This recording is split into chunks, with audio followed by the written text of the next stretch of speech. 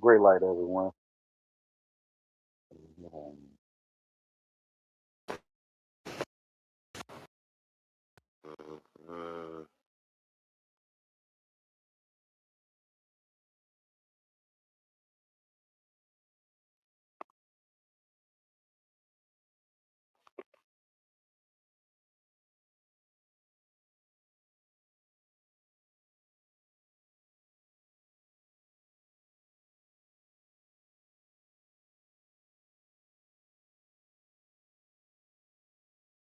Great light, everyone, and love of living Father.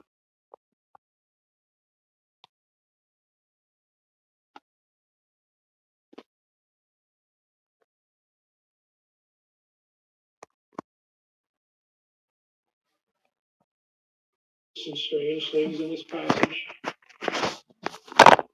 If you haven't, maybe you will now. Have you ever noticed there's some strange things in this passage? If you haven't, maybe you will now because I changed the colors of some of the words. Isn't that clever? Let us make humankind in our image, in plurals. And then in the next verse, it switches back to singulars. Is the writer confused? Did he just flunk grammar? Now, I would suggest to you there's a point to doing that. We want to talk about that.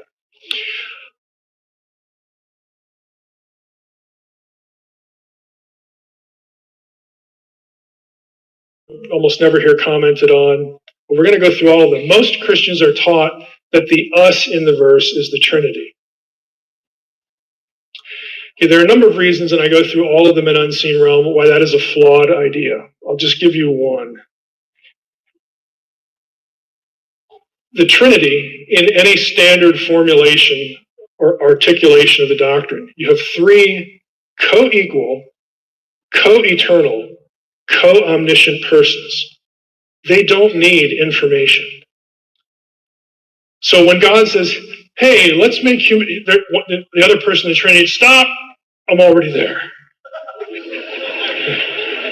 And he can't say, I thought of that before you did, because they're co-eternal. Okay, so why do we even need the conversation? Because we're not dealing with the Trinity. Okay, God is speaking to his heavenly host, the family that already exists, and he says, I got a great idea.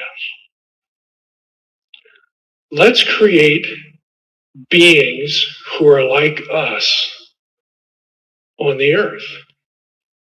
Let's take, we got this neat family here, and I love it. Love you guys. And I'd like to do it again. On this time, they're going to be a little weird because they're going to have bodies. That's a little strange, a little restricted, some limitations there. But let's do that. Now, we know, and I'll probably click out to a little bit later, that because it switches back to the singular, when God does create humanity, he is the lone creator. There are no other creators. But the plural is still there for a reason, and we'll talk about that. I want to take a bit of a rabbit trail, though, and talk about what the image is, because this is something that, Stovall and I have had a number of conversations about. This is really important. And it's something that if we get a grasp of this, it will inform our identity, and not just our individual identity, but our collective identity in ways that might seem to the ear obvious, but in our culture are anything but obvious. The image of God has these characteristics in Scripture. Male and female possess it equally. It makes us distinct from all other earthly creatures. There's no hint in the text that we get it in stages, incrementally or partially. You either have it or you don't. There's no growth and development into the image in a human sense here in the creation. And it's passed on generationally. When Adam and Eve have children in Genesis 5, their children are said to be in the image, of their father, the image of Adam, his own image. In Genesis 9, that language is applied to every human being. Whosoever sheds man's blood, by man shall his blood be shed, for in the image of God he made man, he made humanity. And that's long after Adam and Eve. You've got lots and lots of people on the earth by the time that that statement is made. They are all imagers of God. Ooh, I said imagers. What do you mean, Mike? That's kind of an awkward term. It's actually important. Now, I'm going to put that up. A little rabbit trail here, a little story.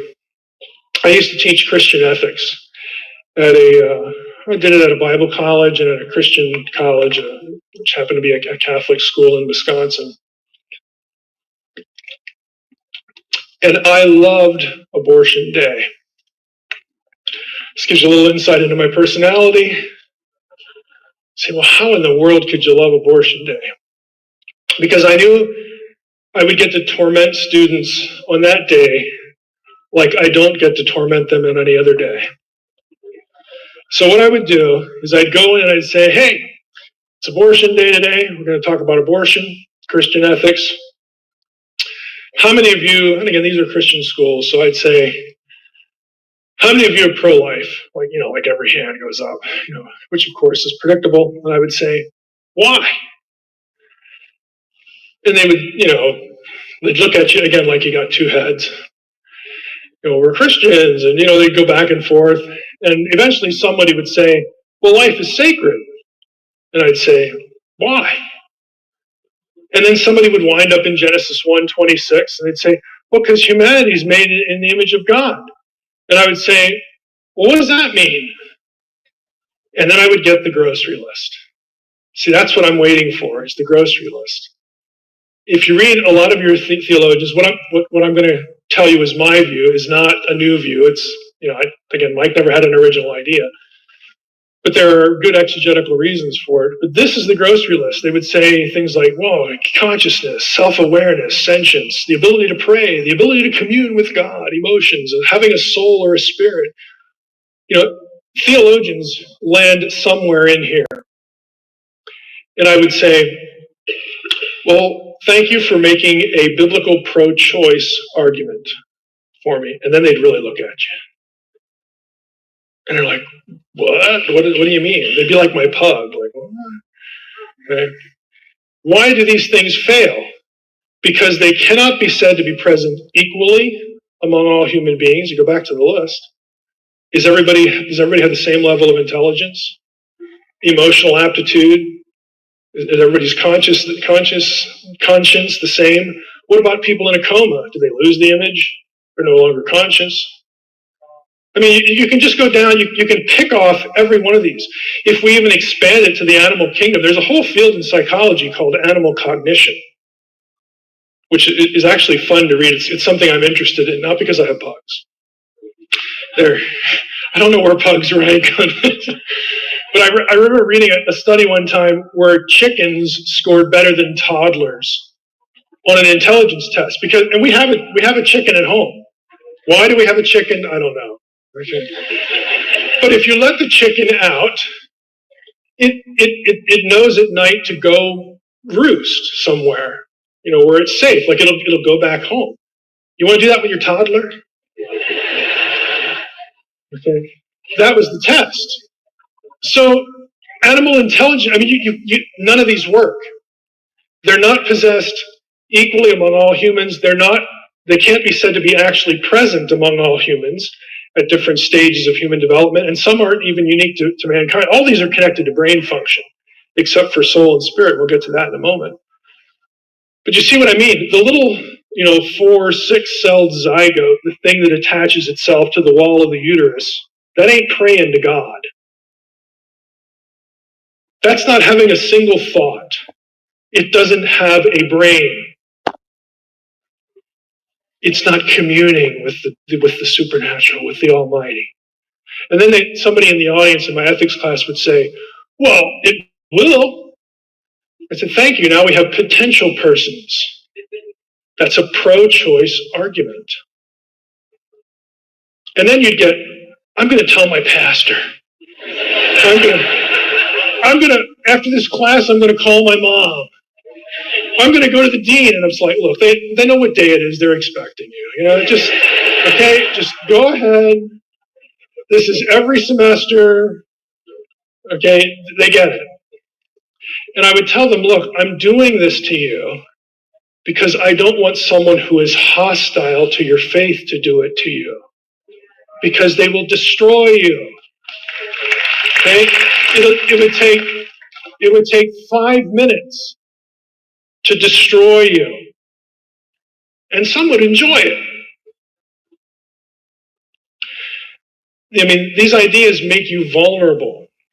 What about soul and spirit? Well, the Hebrew word for soul is nephesh. Guess what? Animals have that in Genesis 2:7. So that's not unique to humans. Genesis 1:21, another verse. Animals have that. Every living creature, nephesh hachaya, living creature. See, it's obscured in your English translations. You don't know that's the word for soul, but it is. They also have a ruach, the word for spirit. Ecclesiastes 3:21, it just refers to animate life. There's animate life, and then there's like plant life, okay? Man, what about the nishmat hayim, the breath of life? Well, that's nice. Genesis 7:22 and 23 attributes that to all land animals as well. Again, it would take 5 minutes.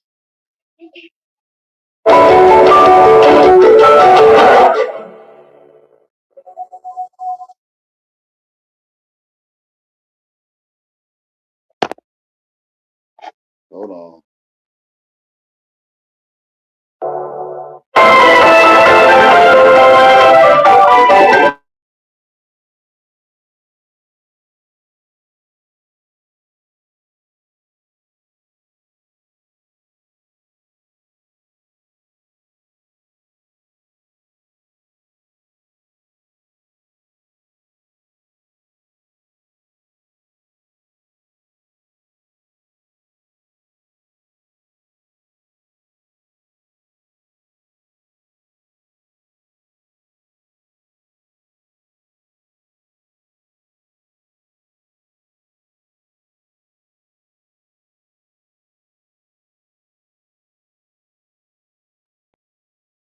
Nefesh Hayah. Again, it would take 5 minutes.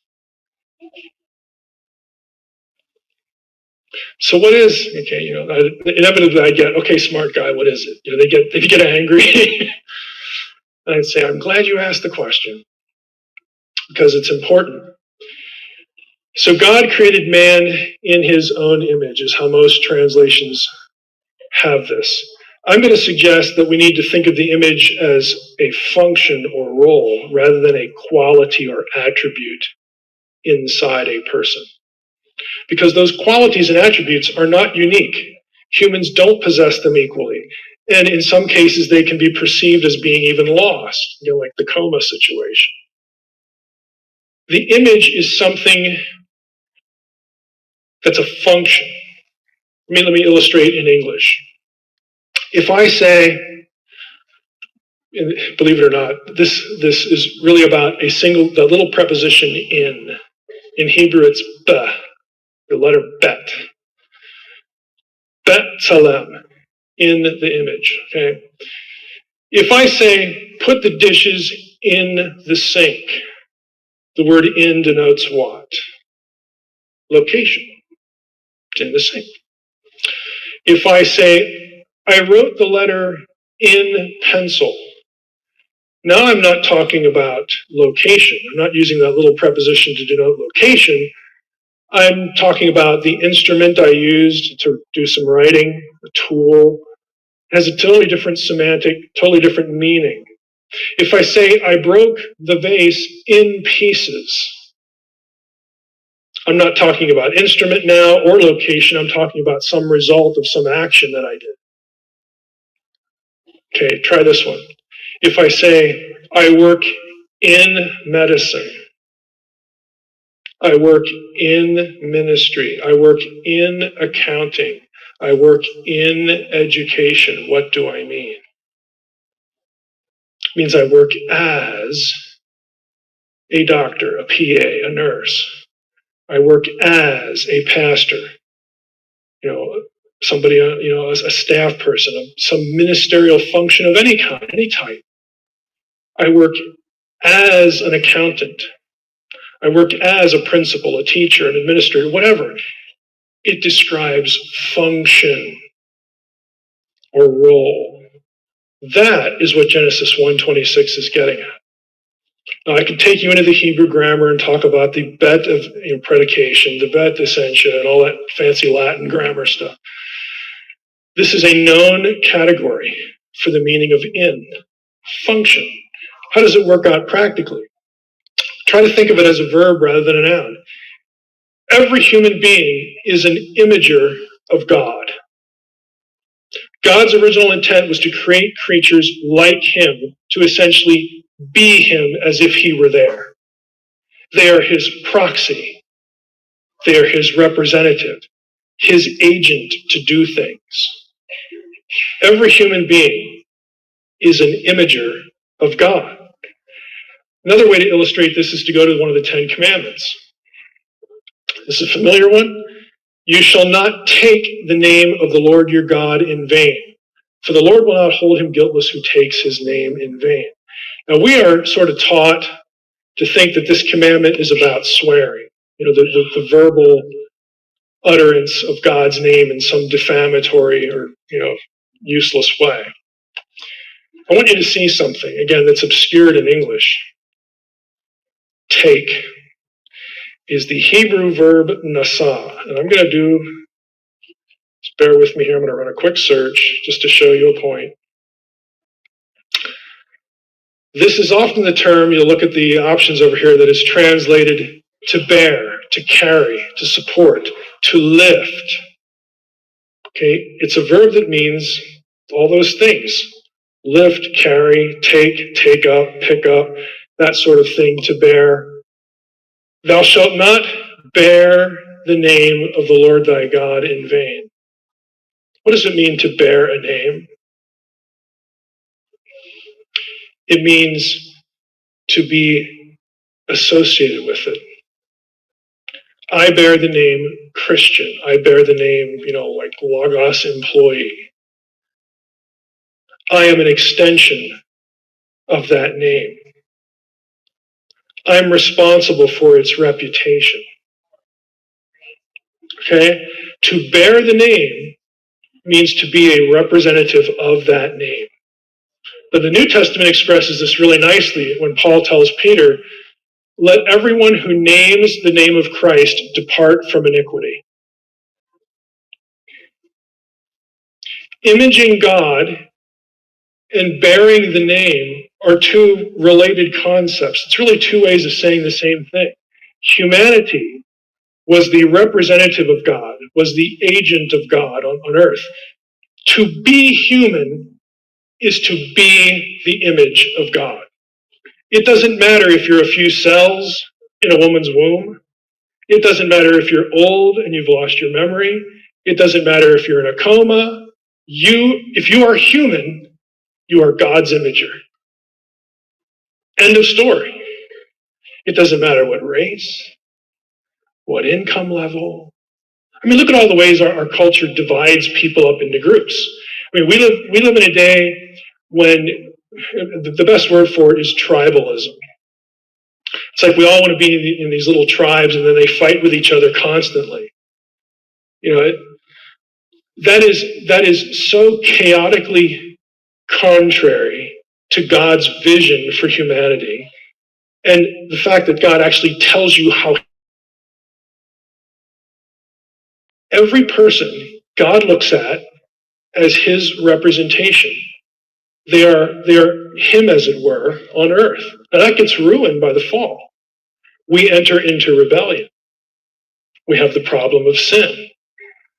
We are all in rebellion, and we need to be brought back into the family of God, where we can actually function like God wants us to do, and we can actually represent him well, the way he wants things done. But every person you bump into is a potential candidate. Not candidate's not a really good word, but every person you bump into is an estranged family member who was created for a specific reason, and that is to image God, to participate with God, to complete the tasks God wants, to give the earth the kind of life God wants people to have. It all goes back to Genesis 1, to this concept of imaging. Bearing the name, representation. Again, in a fallen world, the redeemed are the ones who can do this as intended, and we're all estranged from God. Thankfully, we have a template. It's no coincidence that imaging language is used of Jesus. Again, it's not like a lucky correlation.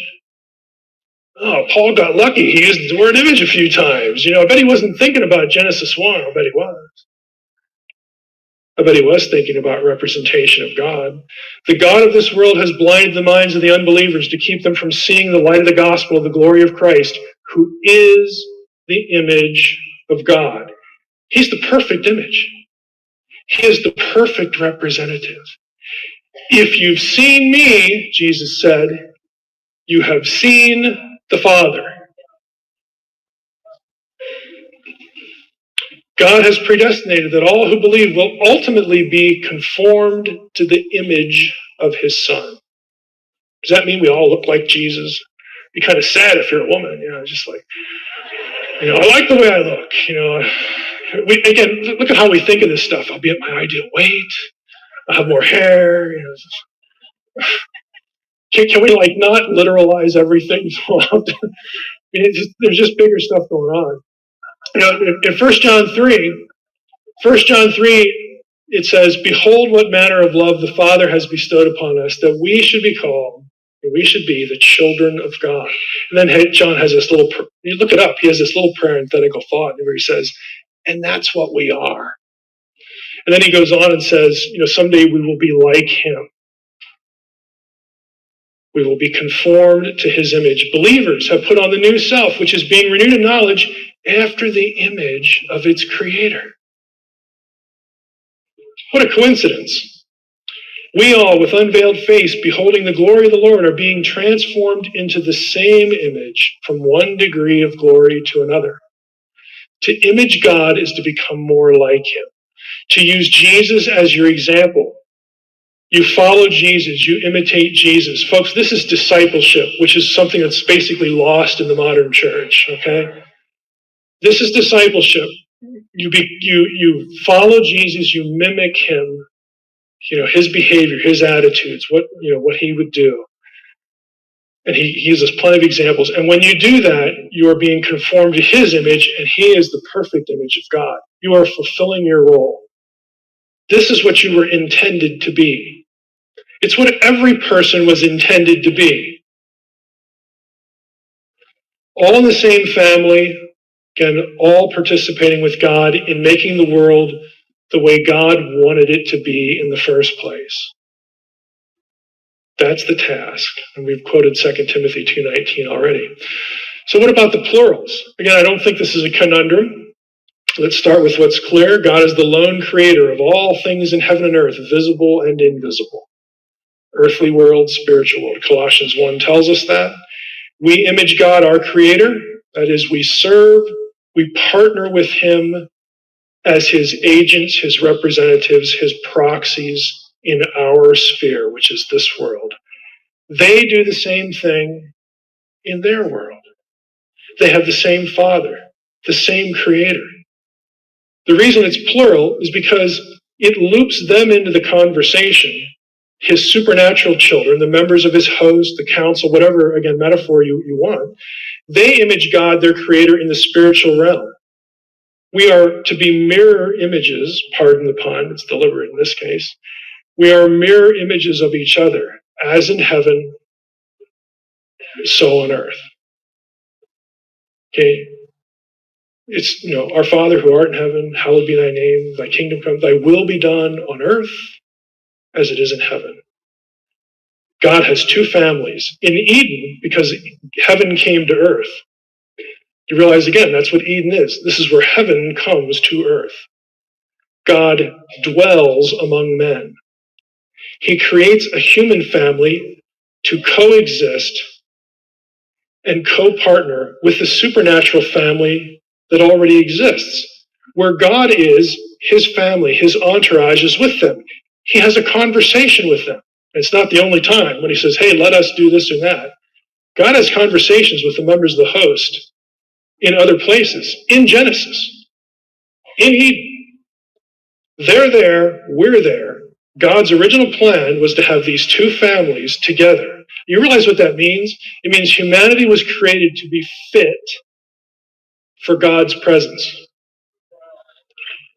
That's the original plan. They're not barred from entry. They belong there. The most normal thing in God's mind is for humans to be with him because his other children are with him. He didn't create them to be separate. He created them to be one. This is why at the end of the road in sanctification, long, fancy theological term for when we're glorified after death or after the Lord comes, we become like him, like Jesus. We don't merely become like angels. And we learn why in Hebrews 2, because the second person of the Godhead became a man to redeem man. So we are actually made like him, a little bit above them, a little bit above the angels. But we are there together in the new earth. You realize the Bible ends in Revelation the way it began in Genesis. It's just a new Eden, and now it's global. But everybody who's there belongs there. It's the most normal thing to think in God's mind. The most abnormal thing for God to think is that his family is estranged from him. Both his supernatural family members rebel, and his human family members rebel. They turn their backs on the things God wants them to have because they want autonomy. They want control. They want self-rule. They want it so badly that they're willing to throw away all that they have to think they're in control of their own lives, their own situations. They make their own autonomous decisions. That's abnormal in God's mind. That's what he doesn't want.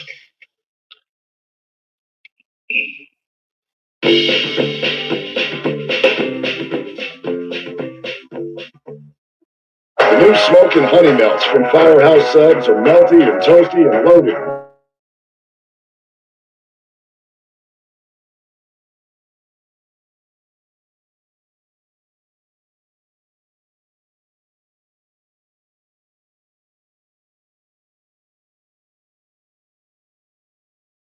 Representation is the key idea.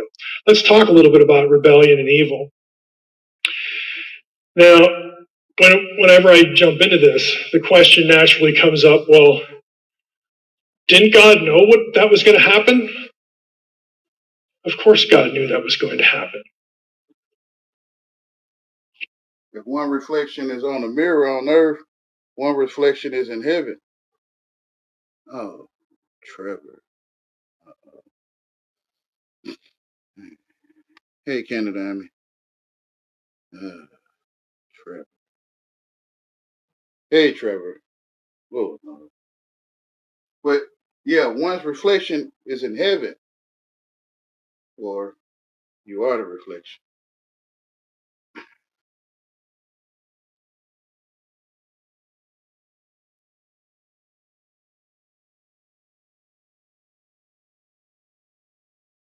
He's an omniscient being.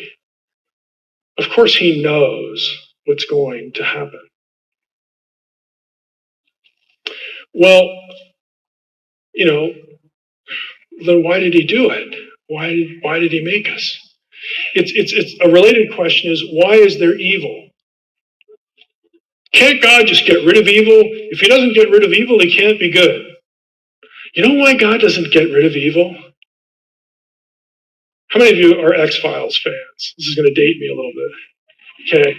There's this wonderful episode in the X-Files where Mulder and Scully find a genie, rolled up in the carpet. Okay. And Mulder figures out this is a genie, like in Aladdin. And so the genie says, well, congratulations, numbskull, you get 3 wishes, okay? And so his first wish, it's the caricature wish.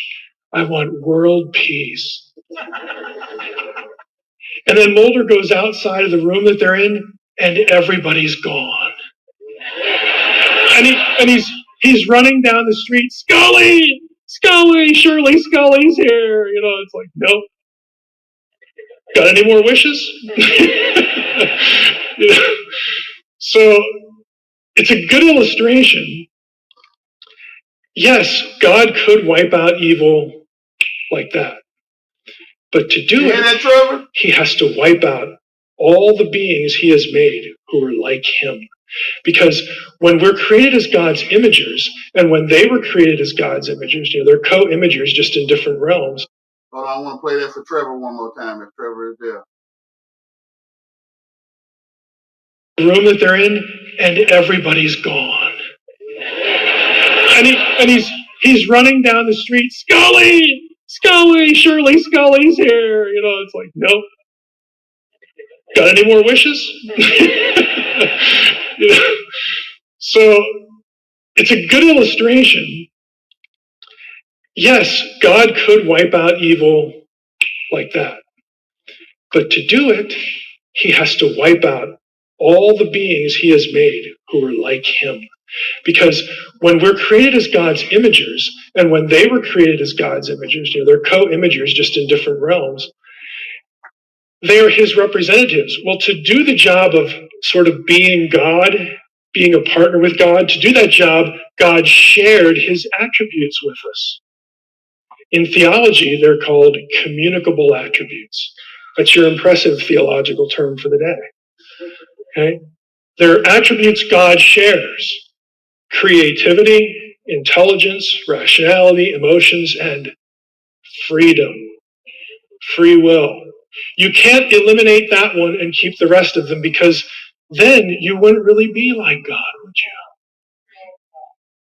Free will is actually essential to imaging, to the whole concept.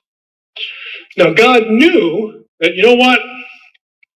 I still think this is a really good idea, because it's what I want. I see the end goal. I want a human family, an earthly family with my supernatural family. I want them together. I want to enjoy them partnering with me in their realm like I enjoy you partnering with me in the supernatural realm. I want a family. It's the natural impulse of God to want a family and to want partners. But I know that when I make them as my imagers and I share my attributes, I also am aware of one other thing. They're not me. They're like me, but they're not me. That means they lack my perfect nature. That means at some point, they're going to abuse the good gifts that I've given them. And God's right. And it happens in the earthly realm. Now, what does it tell you about God, though? You say, well, that's not very satisfying, because look at all the misery, look at all the violence, look at all the bad stuff in the earth, and we look at all the suffering. Since we know that wasn't what God intended, God hates it too. But here's the key point. In God's mind, and you can blame God for this decision if you like.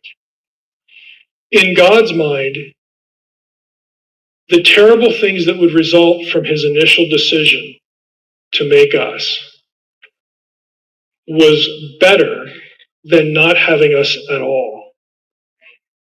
I'm reading your comments, Canada. I'm just listening to.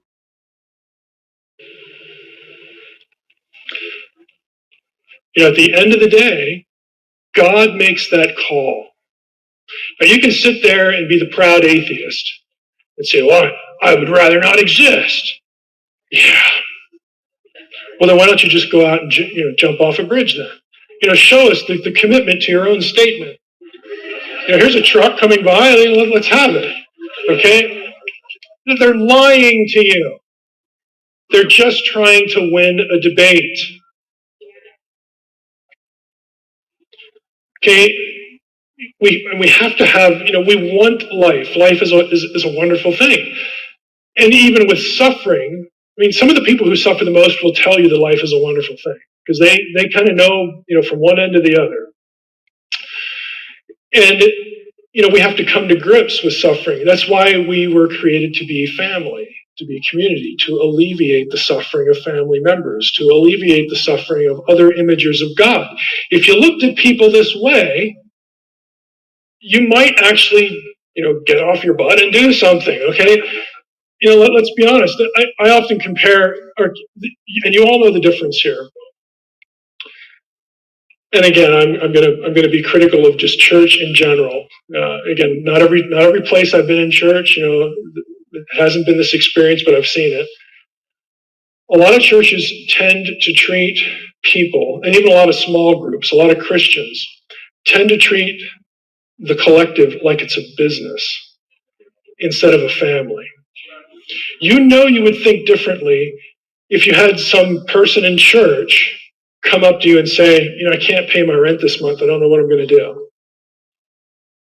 If that was your brother, you'd know what to do. Okay? If that was your sister, you wouldn't even have to think twice about it. It's a whole different mental dynamic. Okay, that is how God looks at us. That's the kind of thing God has as an expectation. If we will get it into our heads, again, if we would think of ourselves the way God thinks of us, okay, as humans, and especially within the church, because we're no longer estranged, we are redeemed, we are brought back into the family, we have the Holy Spirit to assist us, we have other people who are like-minded.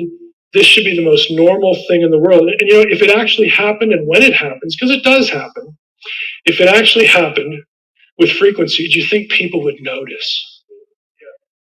Of course they notice, because it's abnormal. Okay, it's not the norm.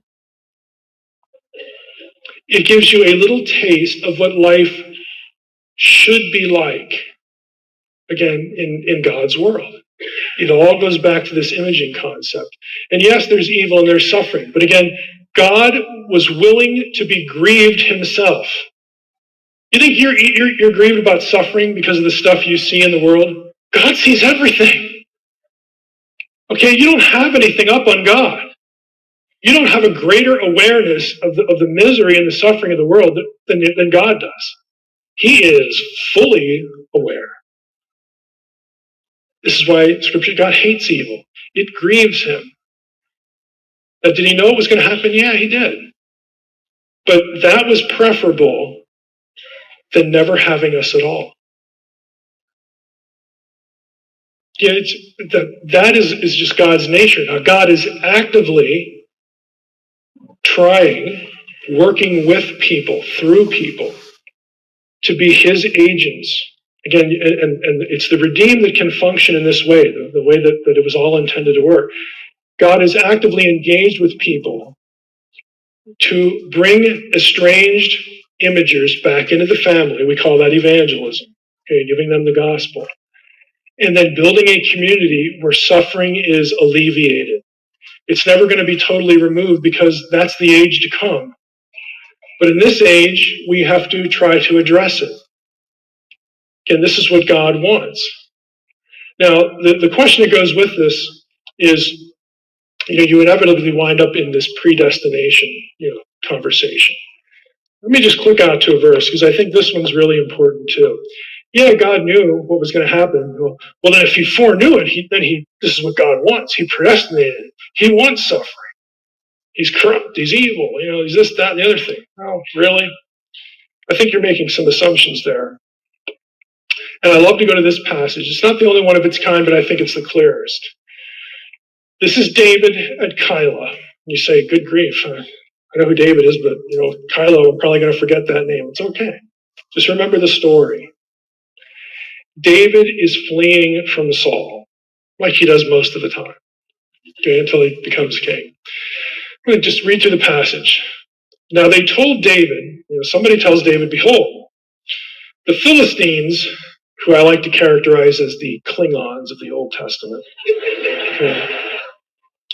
The Philistines are fighting against Kyla and are robbing the threshing floors. That's where they store food. That's bad because people like to eat. At least I do. Okay. Therefore, David inquired of the Lord, should I go up and attack these Philistines? And the Lord said to David, go and attack the Philistines and save Kyla. But David's men said to him, behold, we're afraid here in Judah. I mean, how much more than if we go to Kyla against the armies of the Philistines? So they're safe in Judah. They're holed up, they're away from Saul's gang. They're a small group. Saul has a whole army. If they leave the relative safety of where they're at and they go up to the Philistines, and they're kind of exposed. Plus, it's the Philistines. They're just nasty. So David says, well, let me go ask God again. David inquired of the Lord again, and the Lord answered him, get up, arise, go down to Kyla, for I will give the Philistines into your hand. Translation, just tell your men not to worry. Okay? David and his men went to Kyla and fought with the Philistines and brought away their livestock and struck them with a great blow. So David saved the inhabitants of Kyla. David's the hero. He saves the city. When Abiathar, the son of Ahimelech, had fled to David to Kyla, so this is another character in the bigger story of David, he hears that David's, going to Kyla, so he wants to go down and talk there. He had come down with an ephod in his hand. This is probably part of the breastplate of the high priest. Again, this is after the Mosaic era. But it's the thing, one of the things that God had told them to use to ask questions of God, to inquire of God. So the priest comes down. It was told Saul that David had come to Kyla. So not only does Ahimelech hear, but Saul hears that David is in Kyla. We don't know how he heard, but he gets wind of this. And Saul's like, oh, this is awesome. Saul said, God has given him into my hand, for he has shut himself in by entering a town that has gates and bars. That David is a moron. Okay, why is that a big deal? Because David's inside the city. It has gates and bars. You know what Saul's going to do? This is siege warfare. You just take your men down there and you surround the city, and then you wait. You cut off food going in. You cut off water going in, and you just wait. And you say, the people in your city will get to eat and drink when we get David. Hand him over, and we're out of here. Life goes back to normal. So Saul's like, this idiot has entered into a walled city. Saul summoned all the people to war, to go down to Kyla, to besiege David. Let's go back up here a little bit. Okay. Saul summoned all the people to go to war, to go down to David, or to go down to Kyla, to besiege David and his men. David knew, so now David somehow hears that Saul has found out and he's plotting harm against him. And he said to Abiathar the priest, hey, you better bring the ephod over here. I have some questions for God. So then David said, O Lord, the God of Israel, your servant has surely heard that Saul seeks to come to Kyla to destroy the city on my account. Will the men of Kyla surrender me into his hand? Will Saul come down as your servant has heard? So he asked two questions. Is Saul going to come down here? And when he does, will the men of the city turn me over to Saul? O Lord, the God of Israel, please tell your servant. There. Okay, I'm getting lost here. There we go.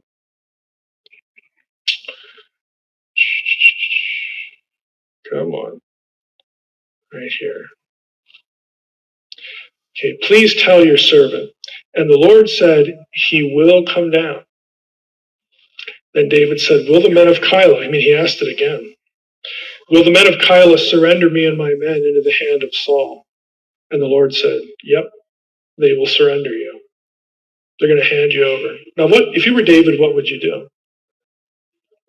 You would do what David does. Let's get out of here. David leaves, and if we read the rest of the chapter, we've realized Saul hears that too, and he turns around and goes home. But do you get the point? God foreknew two things that never happened. Saul does not get to the city, and the men do not hand David over because David ain't there. Foreknowledge does not necessitate predestination. Okay, God foreknows two things that never happen. If they were predestinated, they'd have to happen. So don't go blaming God for wanting evil. You can blame God for giving you life and making you like Him, which included the attribute of freedom. But you can only blame yourself for abusing the good gift of God. Okay? That's the point. So if you take this back to Genesis, what does God want? He wants a family. God knows, again, pardon the pun, the fallout of the decision. He knows that evil's going to arise up because we're not Him. We're like Him, but we're not Him. But God would rather have us and have that circumstance develop and be grieved by it even more than we are than never have us at all. The problem, the disconnect for us is we don't look at other people this way. We don't even look at ourselves that way.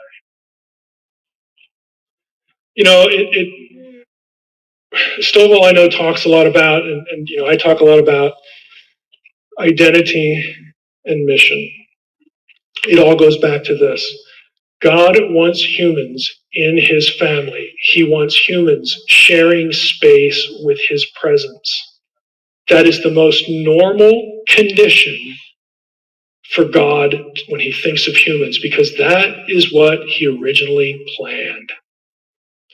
God's work, and we're going to talk about in the next session, we're going to talk about the rebellions and the meta-narrative and how rebellions, just especially supernatural rebellion, just sort of change the landscape, and how that leads up to the mission of Jesus and our mission as imagers of Jesus. But that whole set of circumstances, what God wants, never changes. There was never a plan B. There is only plan A. Because the meta-narrative of Scripture is going to be, now that we've had rebellion, now that we've had the fall, and there's going to be more than one fall, more than one supernatural rebellion, more than one human rebellion. Now that we have essentially the world, going to hell in the handbasket, as the idiom we use to express it, just this total chaos. God doesn't say, I must have had a bad day. Maybe I can fix this with some other plan. There is no other plan. So the story of the Bible is God trying to return humanity back to recover its identity, to bring people back into the family, and then partner with Him to repeat the process. That's what it's all about. And we are constantly thwarted by supernatural enemies and the humans that are deceived by those supernatural enemies and the effects that supernatural rebellion has on us to impede God getting His way. Imagine another you who posted.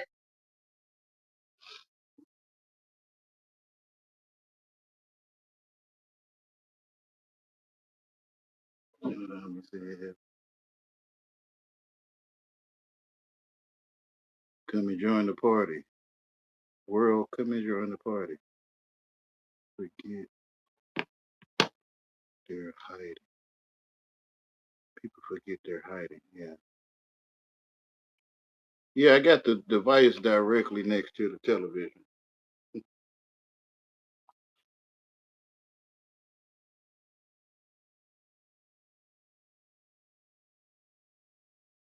I think I might play one more.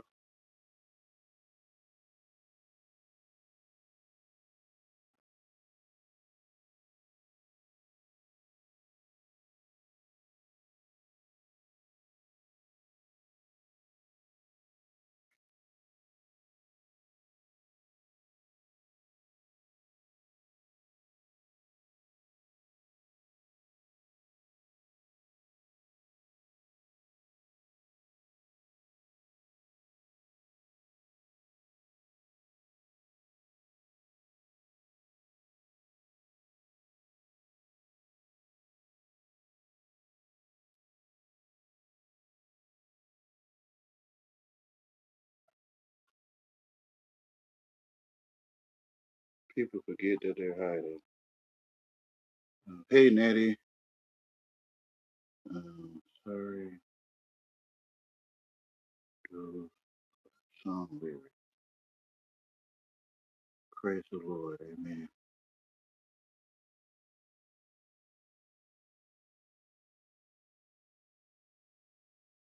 Okay, song lyrics. Okay.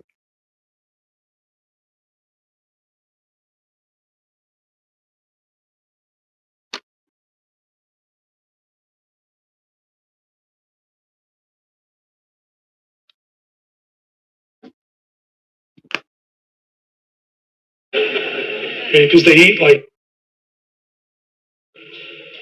Why in the Gospels are demons called unclean spirits? It's because they don't take a bath.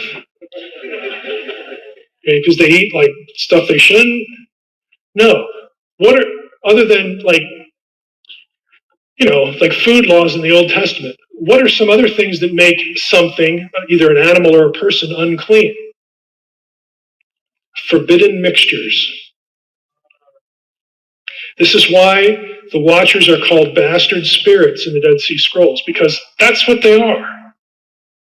And they're unclean spirits. I could cite you sources where guys write their dissertation on the phrase unclean spirit. Where does it come from? How is it used? That will make this point. It's just, again, this is what I try to do. I try to give, scholarly material, make it decipherable, because it is kind of important in terms of the worldview of what we're talking about. You have the lesson to learn from Genesis 6 ultimately is not about giant stuff. I mean, people love that stuff, but it's really not about giant stuff. It's about understanding that you have supernatural enemies who enjoy your destruction. It's about your living a legacy that is partly your fault, but partly one imposed upon you by intelligent evil. Now you can say, well, all those guys are locked up in the abyss, and they are. Okay, they are. Demons are at times allowed to get out, like in the Gospels, and they possess people. They harm individuals. That's not our real problem. Our real problem is the next set, which are different. But the idea that there is intelligent evil out there that seeks your destruction is an important one. Now, when it comes to the biblical story, it's kind of interesting. Who destroys the lineage of the Nephilim in the Bible, in the Old Testament? Okay, Moses and Joshua in the conquest. And then the last, in fact, Joshua winds up his conquest narrative this way. How does Joshua define success? It's in Joshua 12, or Joshua 11, 21, 22. It says, there are no more Anakim in the land, except the ones that escaped to the Philistine cities. Where do we find the vestiges of them later on? It's Goliath. He's from one of these cities. Goliath has, some brothers too.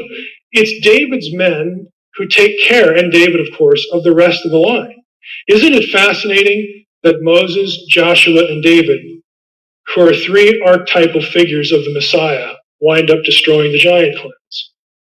That's not a coincidence. Moses, the Messiah is the prophet like unto Moses. Joshua, it's Yeshua. I mean, how clear can that be? Okay? Captain of the Lord's host and all that. Of course, David, the man after God's own heart, the messianic archetype. Again, none of this stuff is coincidence. It's designed to get you to think in a certain way, in this case about evil. The messianic role is telegraphed, somewhat cryptically. Now, again, we don't have time to go into all these things, but you could go to YouTube. God forbid I send you to YouTube. Because, I'm on YouTube so many times and don't know how I got there. But if Google my name and like the time of Jesus' birth, there is specific imaging about the timing of Jesus' birth, the times and the seasons, that is a direct polemic. It's a theological poke in the eye to the Watcher story. There are women in Jesus' genealogies whose lives mimic the circumstances of either sexual rebellion or sexual crimes committed to them. All four of the women in Jesus' genealogy have that. You get Paul's reference in Galatians 3:19-20. The law was added because of transgressions, plural. So it's not like Adam and Eve, because they do like one thing. What if the transgressions we're talking about here are the crimes of the watchers? Because Galatians 3 goes into chapter 4 and talks about the timing of Jesus. In the fullness of time, the Son of God was born. You actually, again, if you read Unseen Realm, you're going to get all this, but there are actually Jewish texts that develop that thought, that the law was added to circumscribe or put halters on, put boundaries around human self-destruction that was proliferated as a result of what happened here before the flood. The law is added to help humans slow down in their self-destruction, is the point. Again, I'm not inventing any of these ideas. This is all ancient material that provides context for what Paul's saying and other writers. I know Stovall recently preached a message on 1 Peter 3. Why does Peter mix the flood, the angels that sinned, the spirits in prison, Noah, the ark, and the resurrection? I mean, like, what is he on? I mean, what is this guy thinking of? Did he just say, I need a chapter to write, I'm going to take all these things, toss them in the blender, and hit the switch, and then we'll just write something? No, all of those things are related in his mind because of this whole issue. The resurrection deals with depravity because you have resurrection and ascension, and then the Spirit comes to indwell people to help them not destroy themselves. And all these things are connected. The big one in many ways is the last one here, the third rebellion. This is the Sunday school story we all know, but we never see. Because again, we're cut off from some material. We all know the story of Babel, Genesis 11:1-9. What we don't know is this one. When the Most High, again, that's not a brain teaser, we know who that is. When the Most High gave to the nations their inheritance, when he divided mankind, and when he fixed the borders of the peoples according to the number of the sons of God. Wait a minute. When the Most High gave the nations their inheritance, divided mankind, he fixed the borders of the peoples according to the number of the sons of God. But the Lord's portion, but Yahweh's portion is his people. Jacob is his allotted heritage. Okay, when was humanity divided into nations? That would be Babel.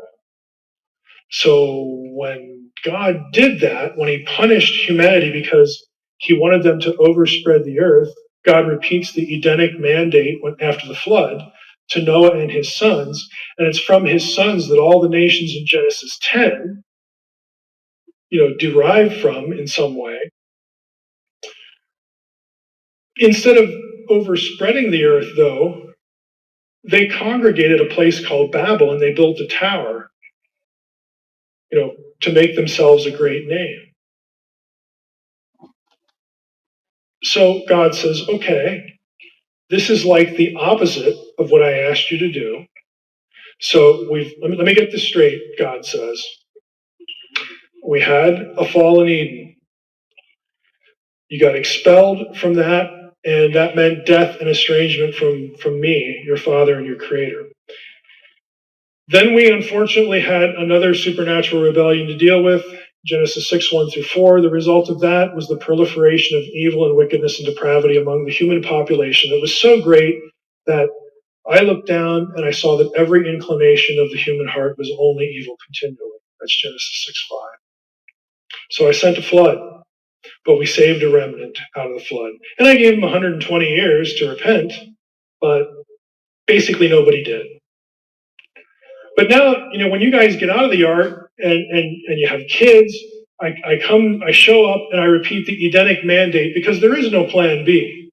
We're sticking with plan A here. I want a family.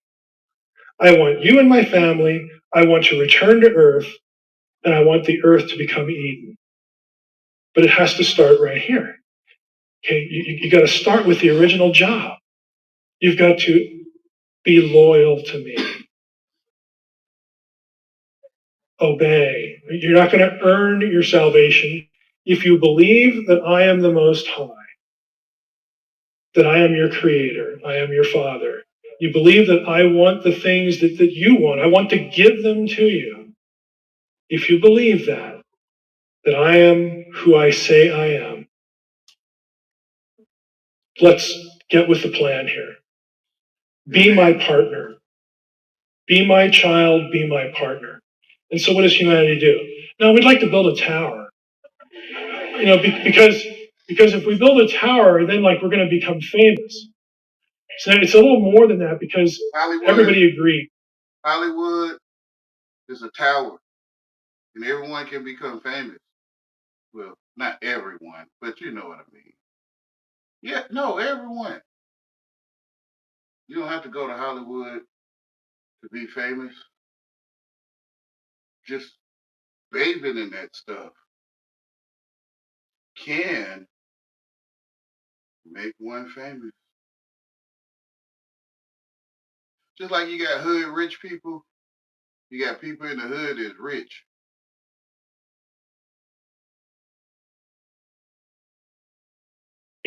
Biblical scholars agree that the tower they built was a ziggurat.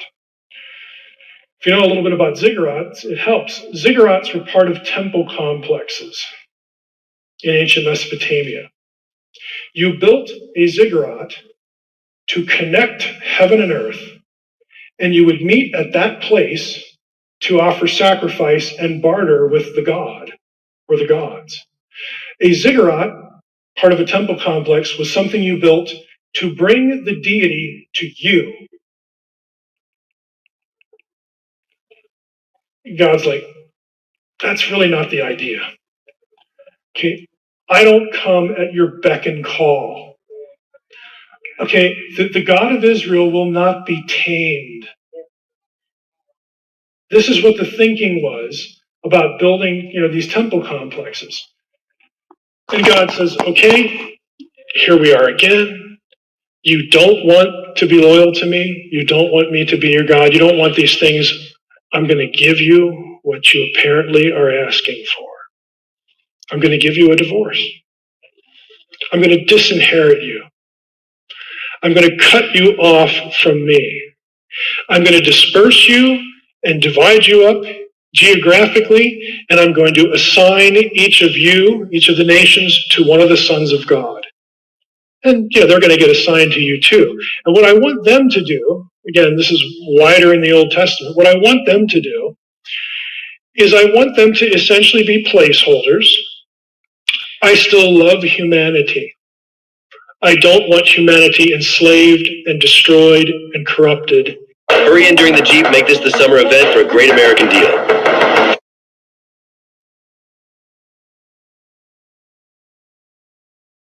Man, he told me I felt these things. Well, basically, he told me these things already. I was waiting on some earthly scholar.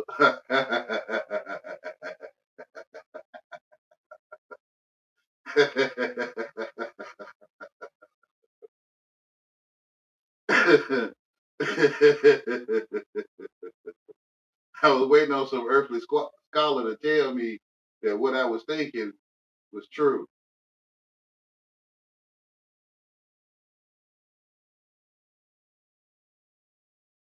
Or I was really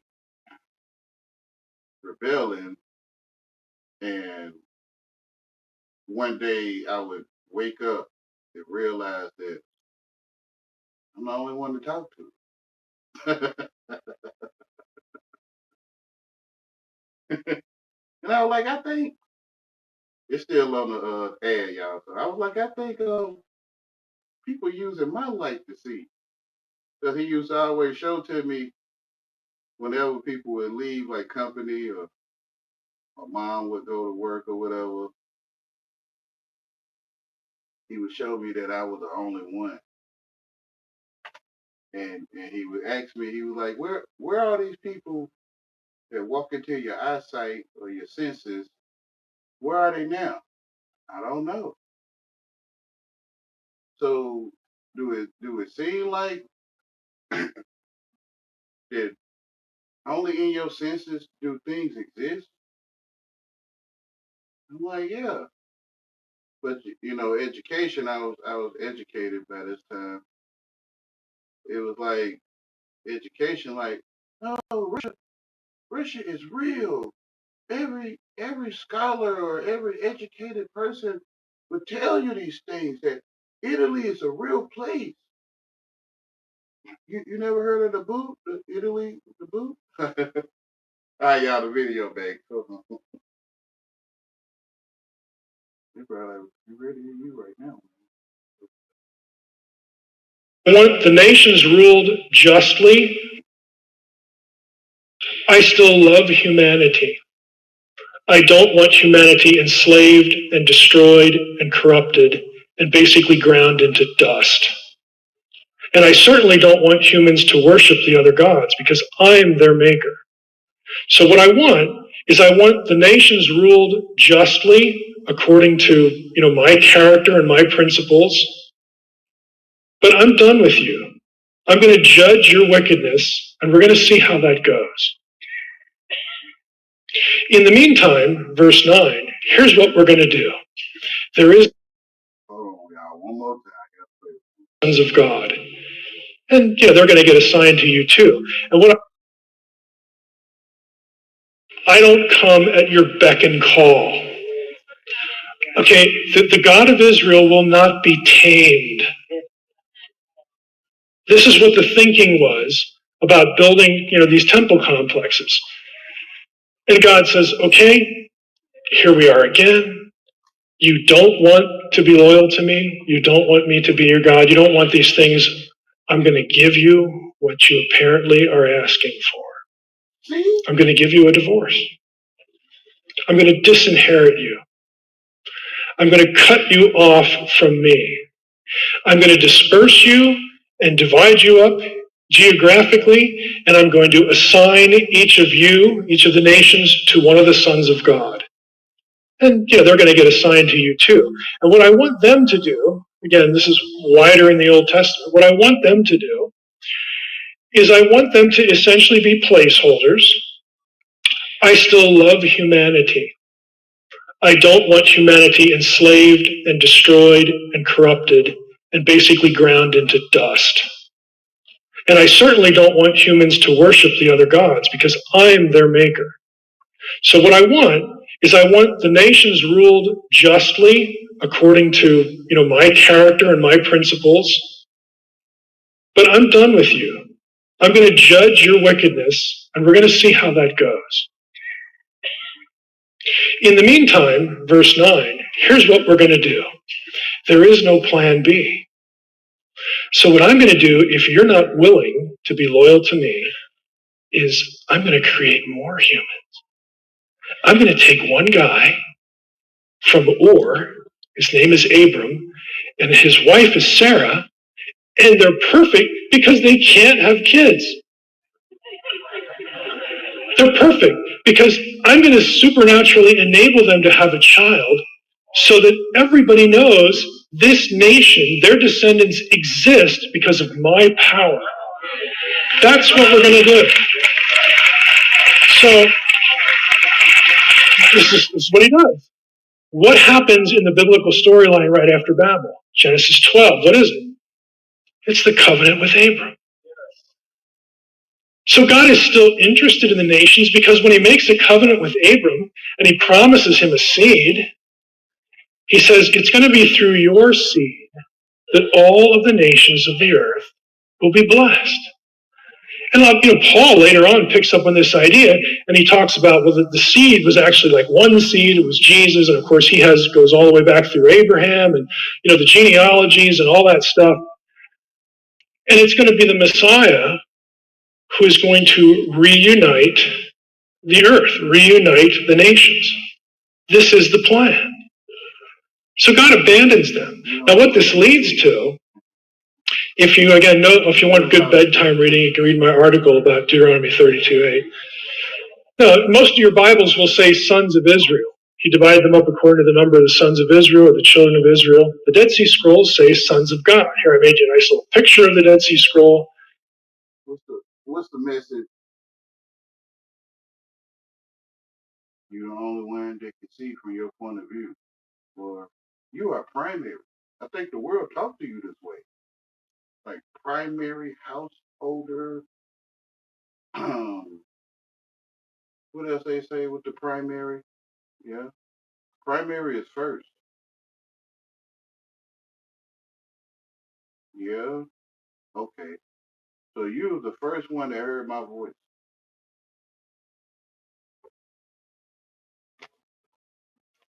You were the only one that heard my voice.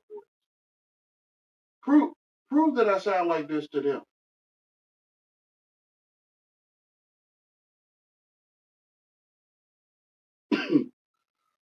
Because this is the same thing he said to me. Like, Wayne, prove that they sound like that to them. Prove it to them. But what do they sound like to them?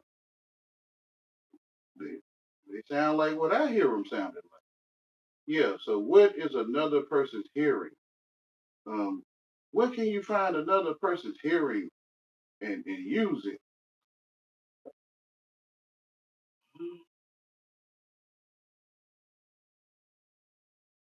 Yeah. It's just like you can't use other people's fingerprints unless you come up with something, some devious foolishness, Yeah. You can't use another person's retina scanner.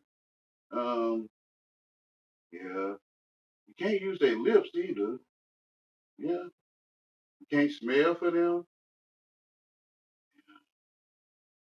Yeah.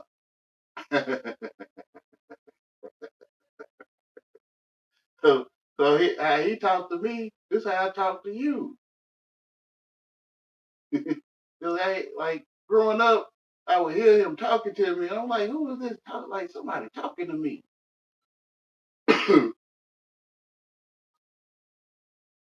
say somebody talking to me, telling me stuff that I do not know. Or I know, but I'm educated. So I'm like, no, in education, I mean, everyone can hear the siren. It's like, I mean, everyone hears the siren.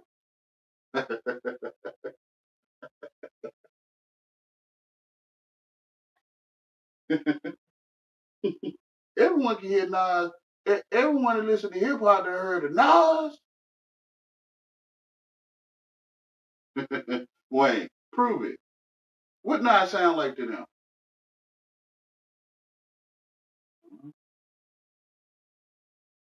I don't know.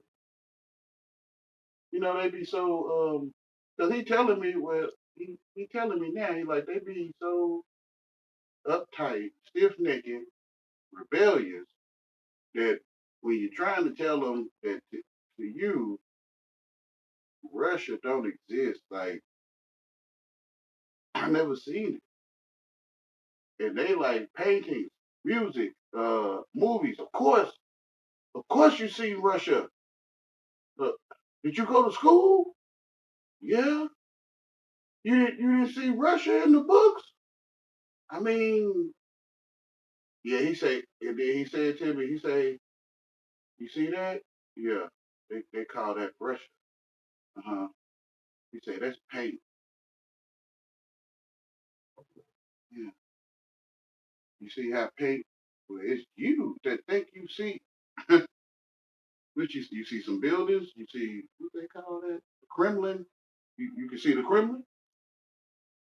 And that's what, Cause I know what he's saying. That's what they call it. That's what it's called. But I'm like, that's what I think they told me it's called. Cause I can see he chastening me, right? He chastising me. Like I'm telling you, it's paint. Before I say to you in English, Wayne, it's paint. I already told you in spirit it's paint. Yeah. You ain't stupid. Yeah, this is what he wanted me to say. You ain't stupid.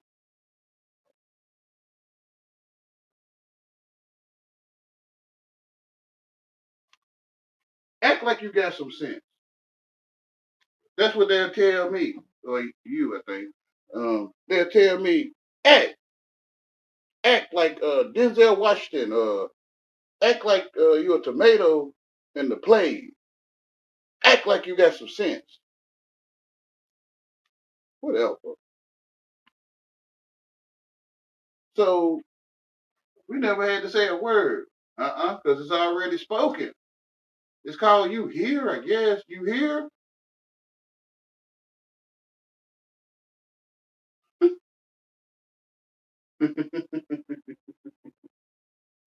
It's kind of shameful. I mean, it's joyful too. It's all how you take it. Kind of shameful. You wake up like, dang man, truth in my face, man. Yeah, man. Like it's like you start wanting to clean up the house. It ain't that that you just cleaning up because you enjoy or whatever. You realize that, dang man, it ain't no one to talk to but God.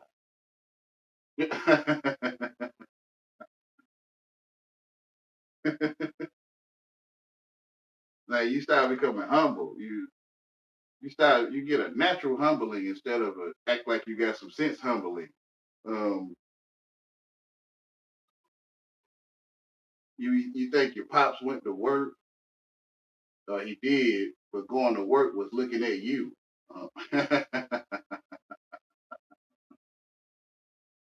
Man, that do make sense, huh? Yeah. You ain't gotta act like you got no sense no more. Like you ain't gotta act like you got some sense no more. Like, dang, bro, it's a humbling effect.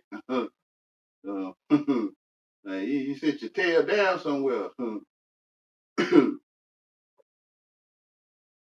listen, because he was always those that had the ear to hear. He was always telling you, but I guess I'm thinking like education that stuff will come in and be like Donald Trump is real, and I'm like Donald Trump always look like a TV. Like I look at my TV and I see Donald Trump, man. This stuff. Now you got Donald Trump in your house. Like you okay with that? They like Donald Trump ain't in my house. If he was, then A through Z or something, they'll give you all kind of details. And so that's not Donald Trump then. I mean, I'm just speaking technical truth, like what they logical truth, obvious truth, like in your face. It's a different world than where you come from. Yep. It's all made up, like make believe to me. I can't tell nobody. I'm telling them, but only the Lord can really tell you what I'm saying. Only by the Spirit can you hear it. I mean, it's like you would think that, like, hey man, this stuff is common sense. Like this is like basic, just know. Yeah, but it's like everybody sleep or something. Like everyone sleep. He blinded the minds of the people. He deceived the whole world.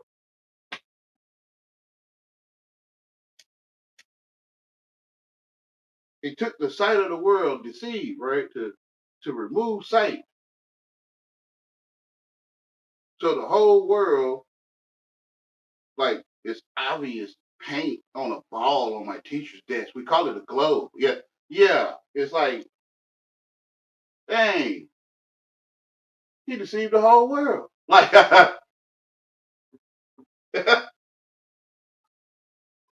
he took the sight of the world. Like, we can't see that it's paint.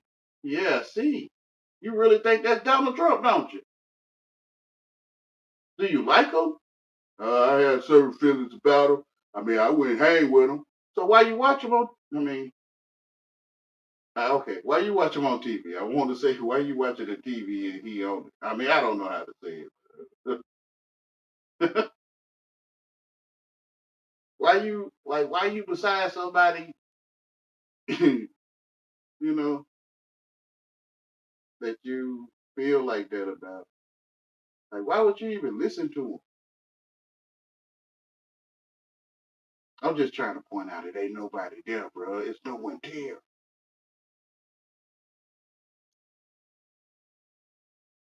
It's amazing, man. You go in that stuff, or when I went in that stuff, it's like, ooh, like you at a fun house or something, or you are.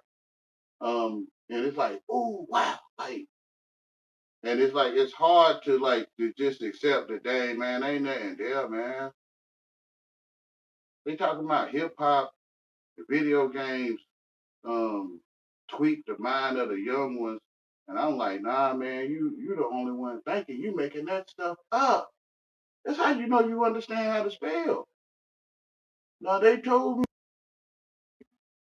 that NWA was disrespecting women, and I heard it. You heard the NWA on the radio, like in real life? No, on the radio, on the CD. Okay, so you heard a CD? Yeah, they was disrespecting women. Yeah, they was. I'm like, man, you making that stuff up, man. Ain't nobody there disrespecting nobody, bro. Like he took sight of the world, like he deceived the whole world. And you can't see that, hey man, that's some plastic. Yeah, bro, there's no one there. You making that stuff up.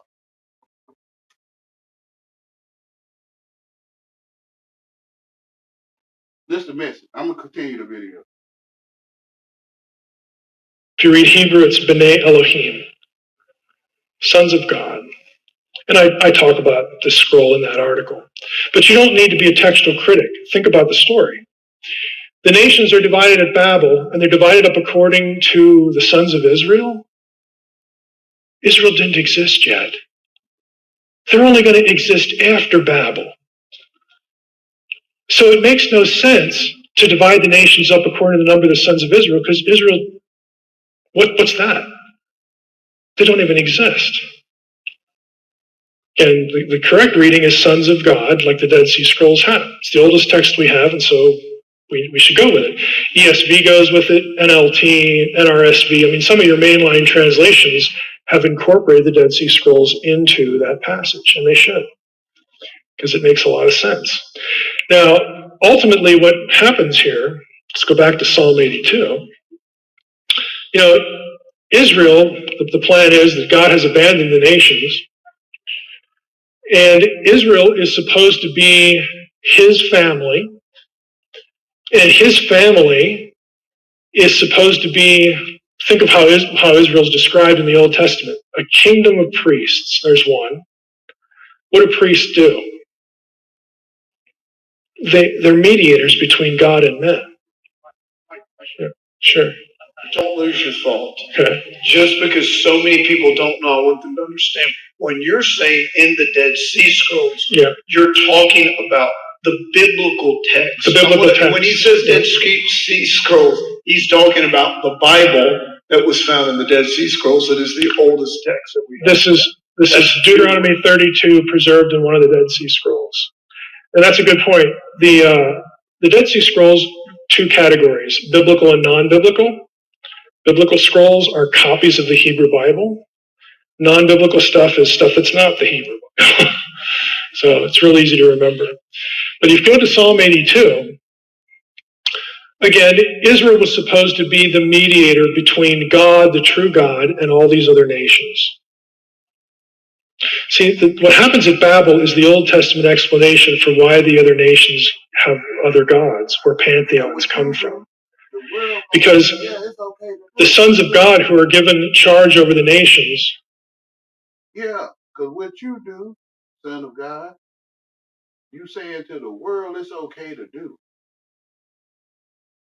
Like an ambassador of Christ, not like, or like, but it's like you out of your place, but kind of in it, because the world, when you BS, the world gonna BS. When you dishonor your mother and father, the world gonna do it. Reflection. He say, don't turn your daughter to whoredom, but the whole land will become whorish.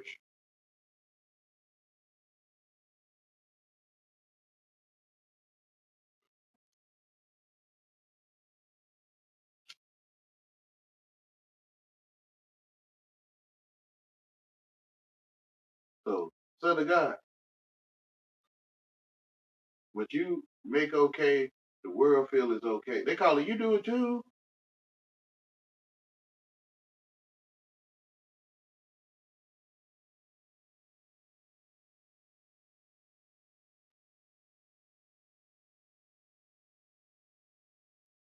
Don't do a good job. Here's what they do. We read it earlier today in Psalm 82. God is judging the gods in his council. How long will you judge unjustly? Show partiality to the wicked. Give justice to the weak and the fatherless. Maintain the right of the afflicted and the destitute. Rescue the weak and needy. I mean, you're not doing all this stuff. And the result is, look at what's in, your people have neither knowledge or understanding. They walk about in darkness. The whole foundations of the earth are shaken. Okay? What I wanted was for you to rule justly because I still love humanity. And I want to use my new people, Israel, to be a conduit of truth to them, from me to them, and bring them back into the family. But what you're doing is resulting in chaos throughout the whole earth. The psalm ends with the psalmist saying, "Arise, O God, judge the earth, for you shall inherit all the nations." The psalmist wants this to end. He wants the chaos of the nations taken care of. The reason I have this highlighted, again, we can't go into this either, but if you know what the Septuagint is, it's the Greek translation of the Hebrew Bible. The word here for arise in the Greek translation of the Hebrew Bible is the word for resurrection.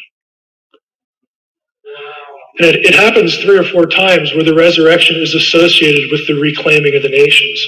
This is just one of several passages. And Paul knows this. He knows it really well.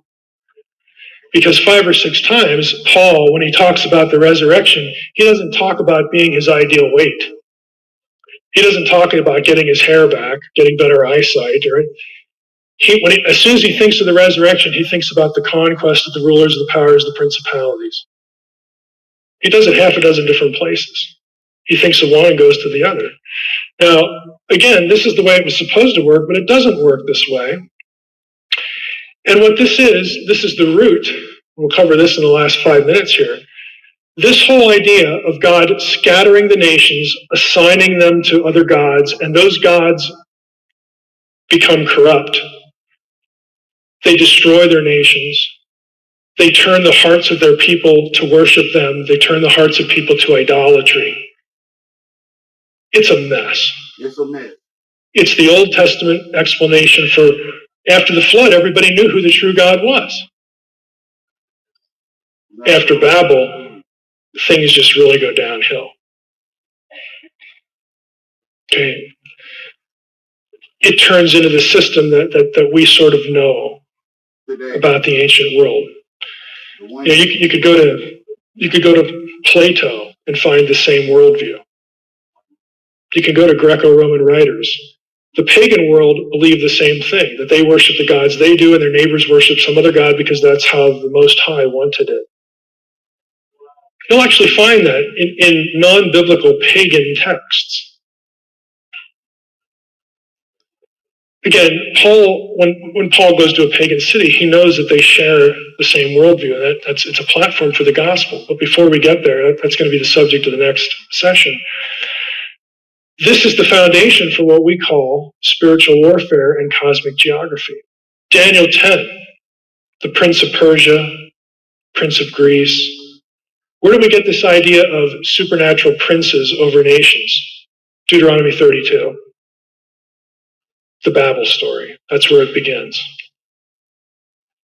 1 Samuel 5. This is one of my favorites because it's one of the most obscure, but it's funny. Remember the story when the Philistines go to war with the Israelites and they capture the Ark of the Covenant? Okay, so what do? They take the Ark of the Covenant back to the temple of Dagon, right? And they set it up in the temple of Dagon. And again, this is a familiar Sunday school story that we like to tell kids. Again, because it's funny, I'll have to I'll just flip over and go to 1 Samuel 5, because there's a line in it that we all miss. So they take the Ark over to Dagon's temple. Might help if I put the chapter in. And here's the story. They took Dagon, put the ark in front of Dagon. Verse 3, when the people of Ashdod rose early the next day, behold, Dagon had fallen face downward on the ground before the ark of the Lord. So they took Dagon and put him back in his place. But when they rose early the next morning, behold, Dagon had fallen down, face down on the ground before the ark of the Lord. And this time, if I can find my mouse here, the head of Dagon and both his hands were lying cut off on the threshold. Only the trunk of Dagon was left to him. Now, that's the story we tell. Because it's funny, Dagon is reduced to a stump. Granted, okay, it's comical, but we missed the next verse. This is why the priests of Dagon and all who enter the house of Dagon do not tread on the threshold of Dagon in Ashdod to this day. Where they found Dagon defeated, they don't walk on it, because now that ground is under dominion of Yahweh. In other words, can you imagine? I mean, this must have been like some pirouette, because you got to go into Dagon's house to do stuff. And so, we just got to kind of step around that, cordon it off or whatever, because they're not taking any chances. They're not taking any chances. It is now ground that belongs to Yahweh. See, the nations around Israel are under dominion of fallen gods. Israel is Yahweh's portion. And Yahweh, when he does things like this and conquers their deities, they get it. 1 Samuel 26, when David gets driven out of Judah, if we click through that, he has this lament, and he's basically shedding tears over, well, good grief, I have to leave Judah, and I got to go pretend I'm a crazy man over in Philistine territory, because Saul hates me, they hate me, how am I going to stay alive? And he laments that, how can I worship the Lord? Roy Cooper let 3,500 criminals out on the street. 18 of them were murderers. 40 years was enough.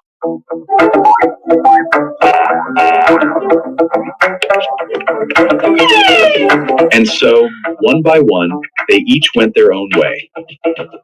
If you're not making 150...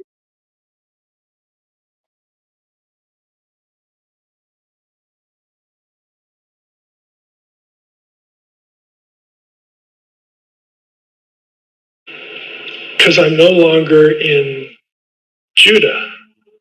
It's not a denial of God's. He has this lament, and he's basically shedding tears over, well, good grief, I have to leave Judah, and I got to go pretend I'm a crazy man over in Philistine territory, because Saul hates me, they hate me, how am I going to stay alive? And he laments that, how can I worship the Lord? How can I pray? Because I'm no longer in Judah. It's not a denial of God's omnipresence. That's the way a modern would think about it. He's thinking, for me to be rightly related to God, I have to be in his land. Amen. I have to be in his space, sacred space. 2 Kings 5, probably my favorite example. This is Naaman the leper. Again, how many times have we heard this in Sunday school? So Naaman has leprosy. and he's got a little slave girl living in his house that they captured from Israel. And I'm paraphrasing here, but she's doing whatever task she's doing, and here comes Naaman, the captain of Syria. He's a big dude, and he's whining about his leprosy. I mean, I'd whine too if I had leprosy. And the little slave girl says, "Well, why don't you just go down and see Elisha the prophet? Like, he'll take care of that." And he's like, "What? Sure, just go down and visit Elisha." So he takes a bunch of his men and he goes to Elisha in Israel. And he gets to Elisha's house, and the prophet won't even come out to talk to him. He says, "Yeah, I know he's here. I know who he is. Just tell him to go dip in the Jordan 7 times. He'll be okay." So Naaman's like, "This is disrespectful. Doesn't he know who I am?" And he gets all in a huff. We're just going to go back home. And again, his servants say, well, again, Mike's paraphrase. Well, if he'd have told you to do something crazy, you probably would have done it. Oh yeah, but the Jordan is like, we got better rivers back home. What is this thing? It's like a little sewer or something. And his men say, well, what's the harm? Just try it. So he says, okay, we'll try it and then we'll go home.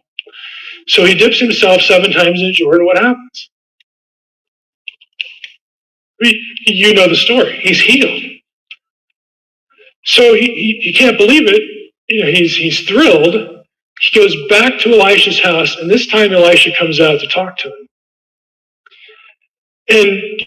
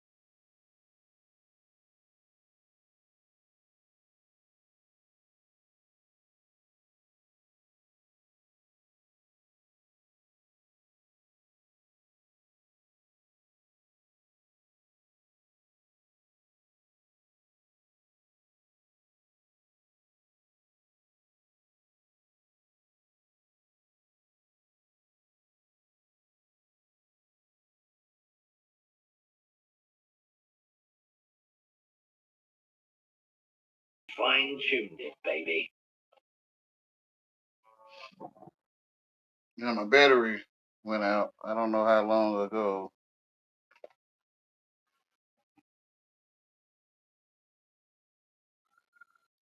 How far in the video y'all got? But Naaman asked Elijah,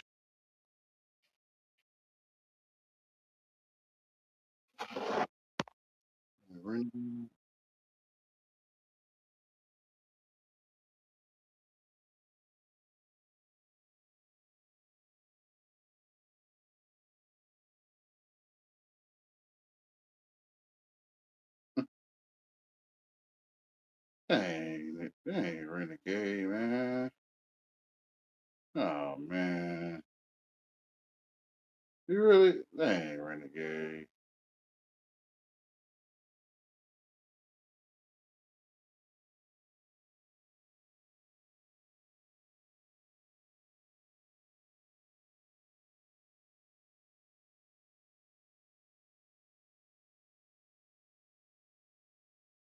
My voice still low.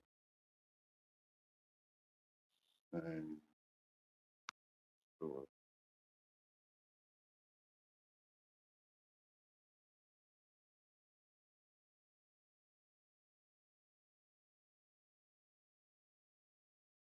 Nah, renegade, we okay.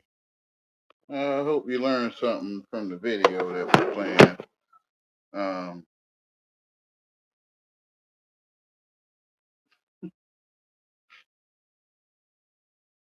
Nah, I'm good, renegade.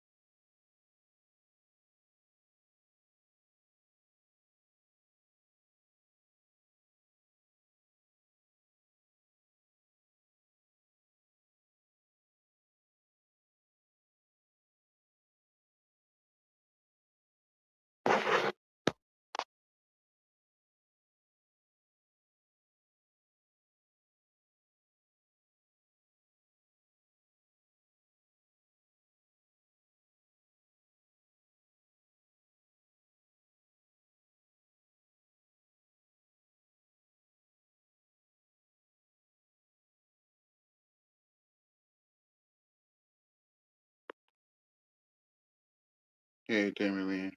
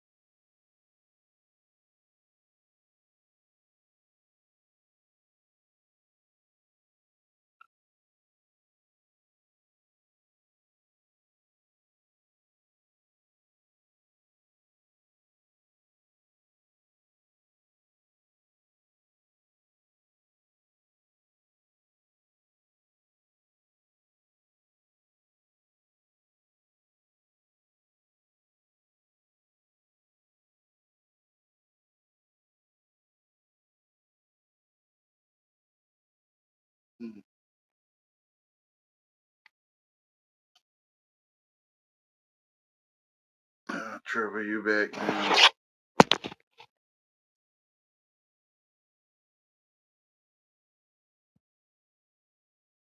Awesome opinion.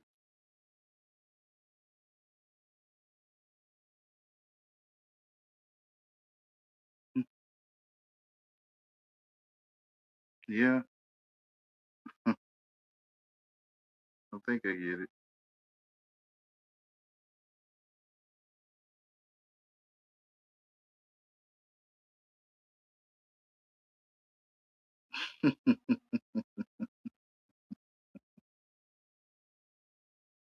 Yeah, I get it now. I hope you I hope you come on here with them tight. I got you. I got you, Canada.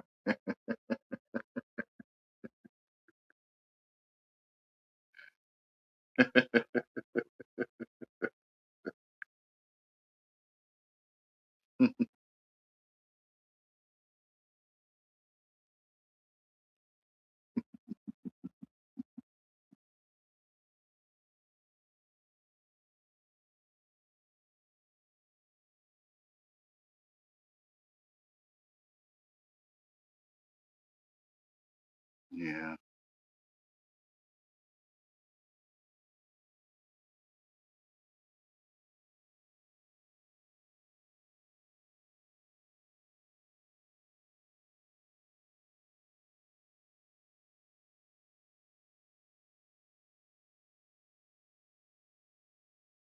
Yeah.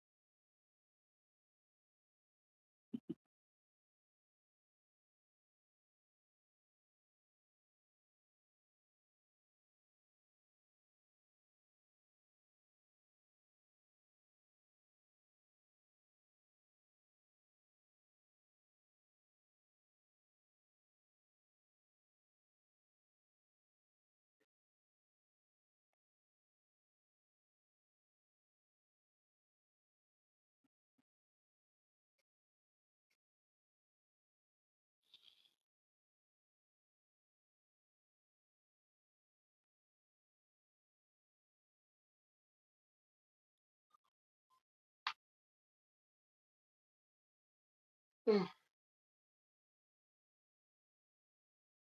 guess I don't have much to say now. Sitting here thinking about that leprosy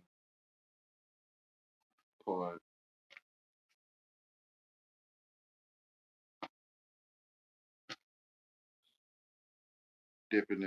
Dipping yourself in the River Jordan 7 times and asking for dirt.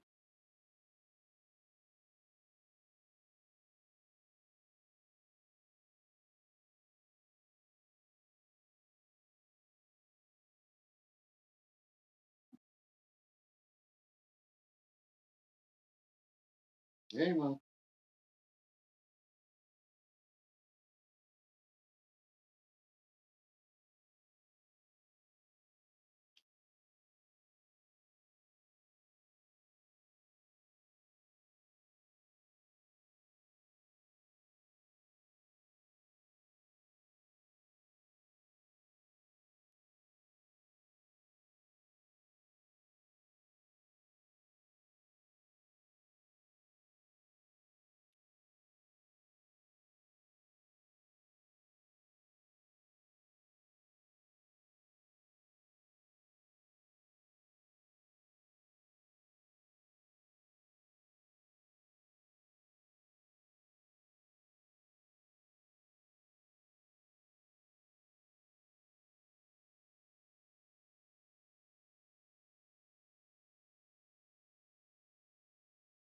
Hmm. That was good read. Thank you for sharing, man. And I just wish there was something close for me to dip into besides a bath. Mm. I had some good squashes this year. Not many.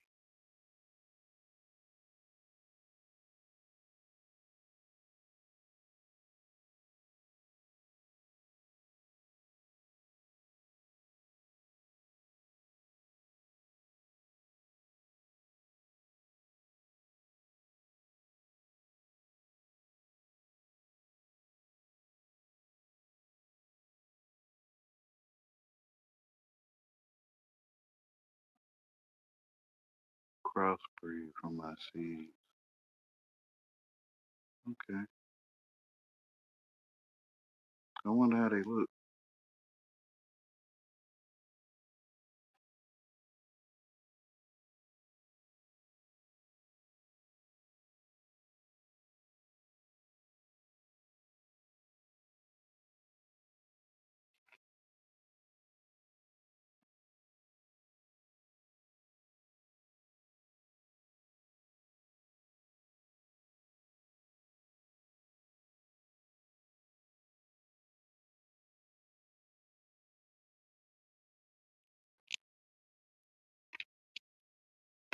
What's going on, Ratika?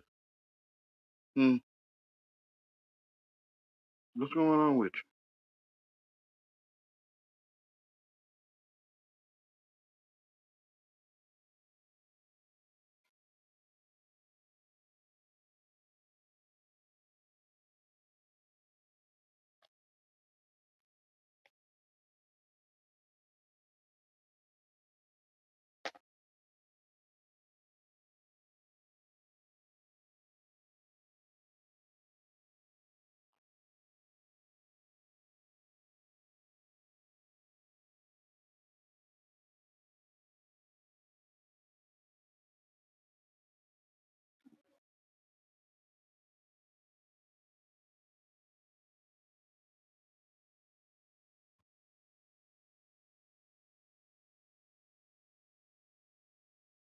some of the color of a pumpkin and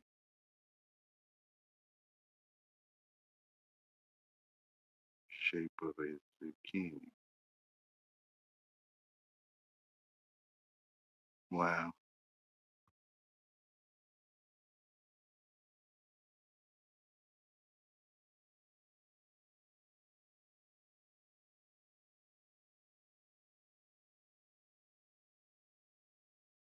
High TL. Is there someone blocked by me? Because I don't see. Oh, Tammy Lee, I'm tripping.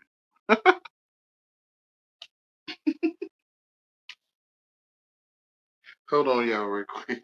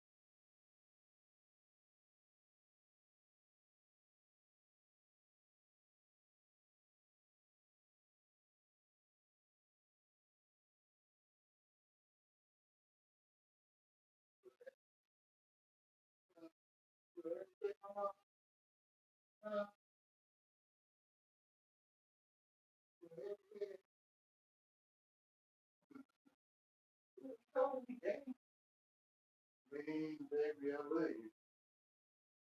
Being in this place, it ain't too good, you know.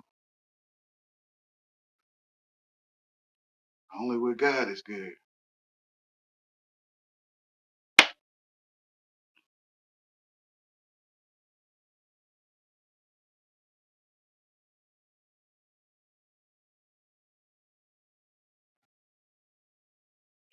Particularly, like, let's go home. You're right. Let's go get some dirt.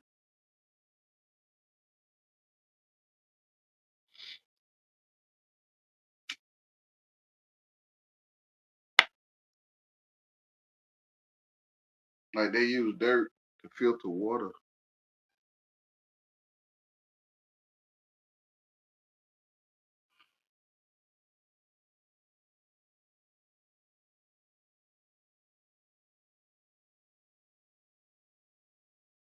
No, they not no regular old dirt. Man, if you spilt that stuff on your floor, what you would call it? Like you spilled charcoal on your floor or sand, would you call it dirt?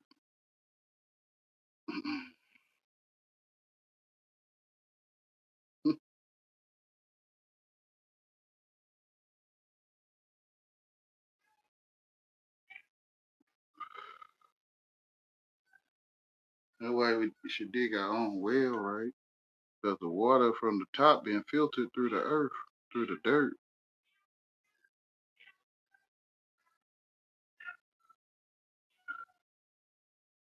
Yeah, I knew it was just that time. That's what was going on with her.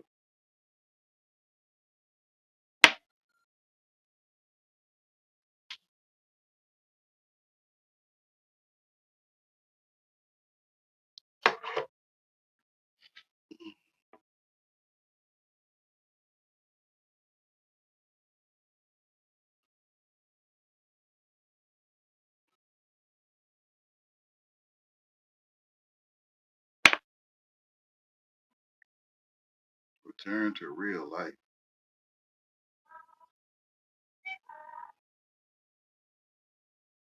40 days, 40 nights into real life.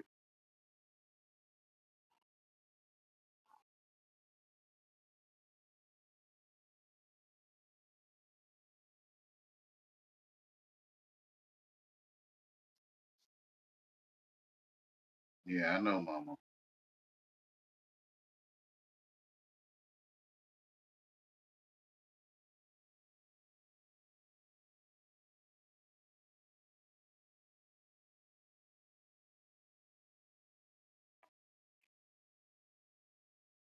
Dirty filter gives cleaner water. Duh. Spell check. Like it want to type for you. It's just in accessibility settings.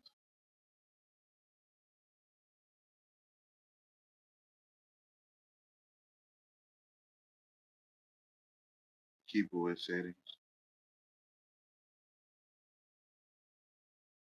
I think when you type it in and you have the words at the top, like you say you want to call say dog DAWG, and then you press where it'll be spelling out what you writing, and you press that one instead of hitting space, and it'll remember. I think it will act like it remember your setting or your choice when you press the words in the box instead of pressing the space bar.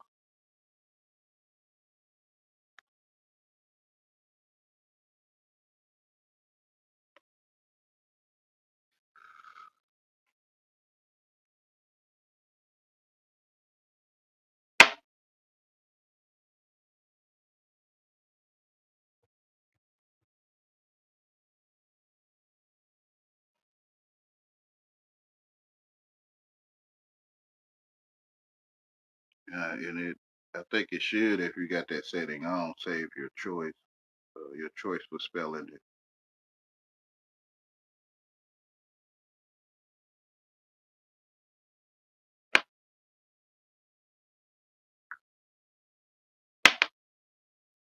Like I love you without spaces. It remembers. That's how I type it. I don't want to call it remember, but it act like it remembers.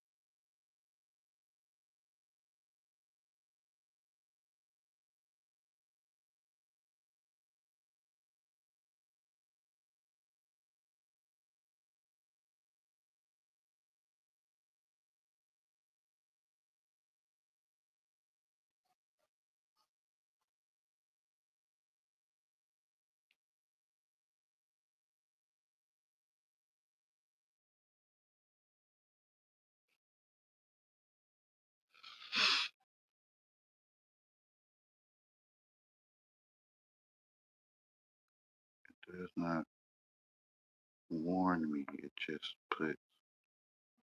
Mm,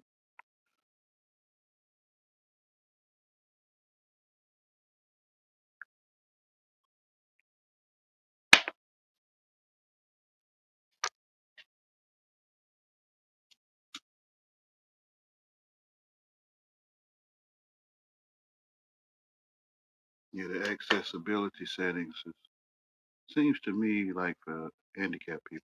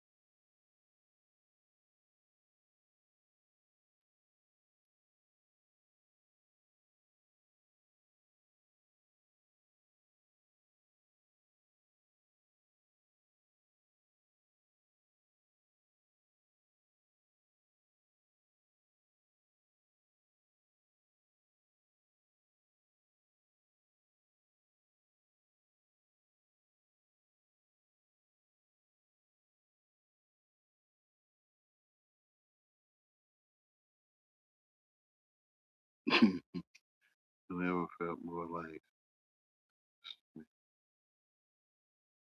smashing this phone. Yeah, I know the feeling.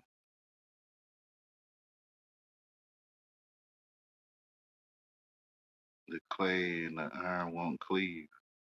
Like the iron want to cleave to the clay. Act like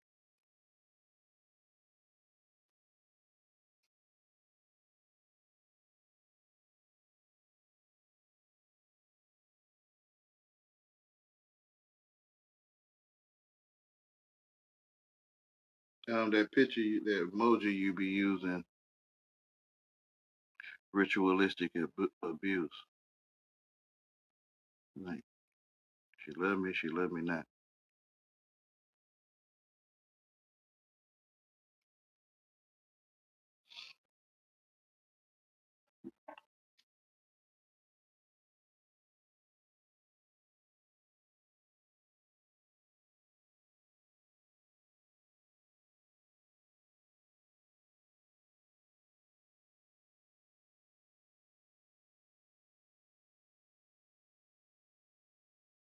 Taking advantage of.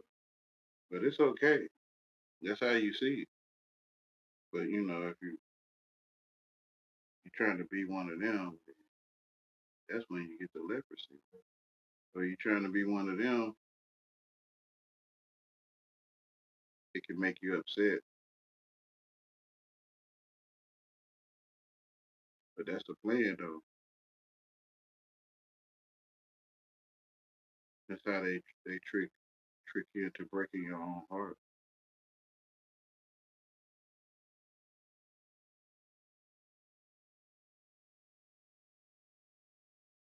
Butt breaking.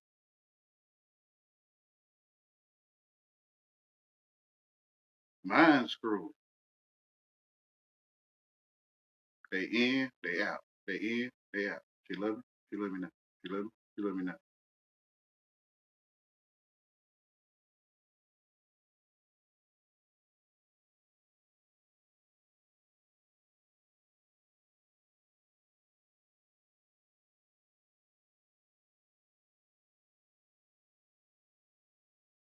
They say, don't you know you would judge angels?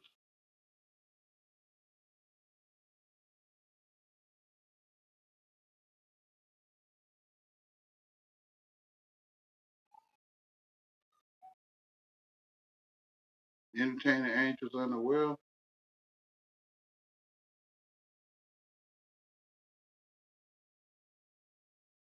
Ain't no other donkey to get on but mine. Huh? Yep. Like, dang, they in my face. They always was in your face. You know, you watch the documentaries and stuff, and you trust that with the information they giving you, you be thinking fallen angels in Egypt in your social studies book and all that stuff. Yeah.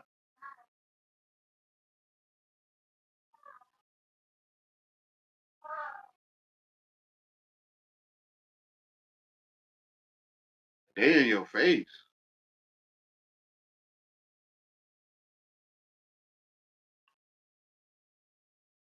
Entertaining angels unaware in your face, Wayne.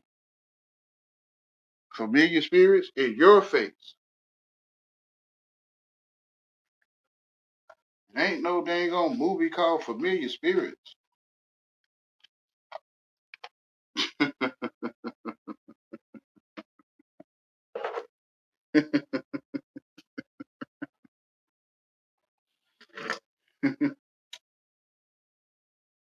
Yeah, all the David and Goliath stuff going on in my face. Yeah.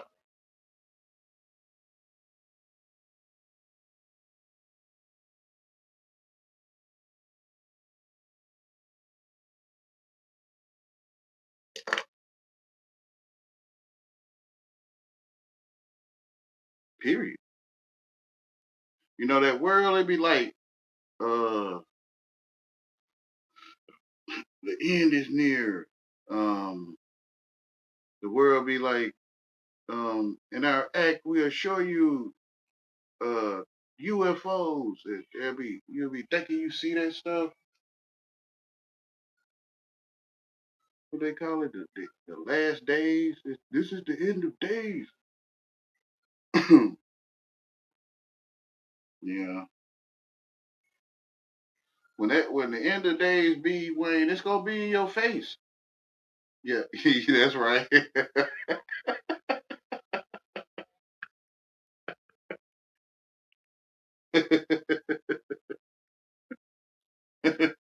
That's right. It'll be wars and rumors of wars. Yeah. So with a war in my face, with a rumors television. If I think I can hear that stuff. Well, in my own imagination, making that stuff up.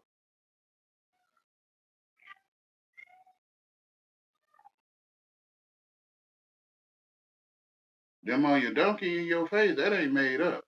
No.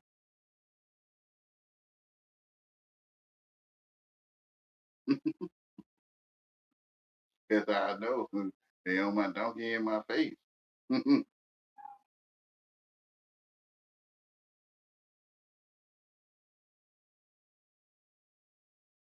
They say, F you, Wayne. They say the vulgar form. And then they'll stick their middle finger up at me. Other men. You know how I look at stuff like that. Hey, that man trying to F with me. Like, he effing with me.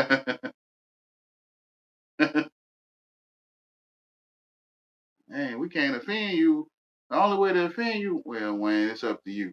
But the only way to offend you is to come at you like we strange and happy and stuff. Yep, yep, yep. Like some men to tell other men to um, use a straw.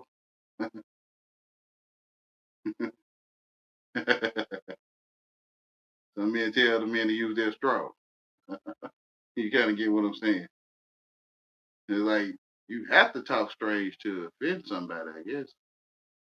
That's from what I see, but I'm good, man. I don't comprehend that mess, man. I'm good. I'm not going in there with you, bro. Huh? I was saying middle finger. Huh? You heard what I said. Huh? You stupid. That's right. That's right, man.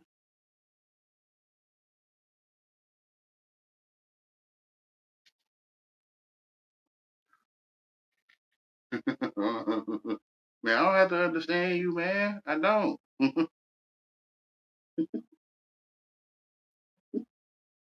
Lord knows. I know the tongue sharp as a sword, bro. A flaming sword. Flaming.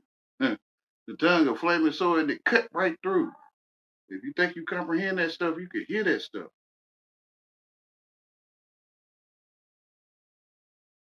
It cut right all the way through to your mind. I'm good, bro. I don't know what you're saying. I don't. I'm good.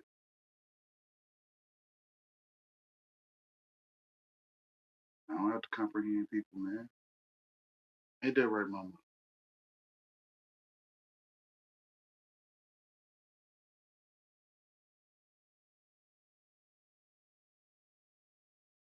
You know, in Nazareth, in the hood, they'll say something offensive to you, and they'll be sitting there I guess when you wake up to it, they be sitting there looking at you, waiting on their magical effect to take effect on you, and you just be sitting there like, huh?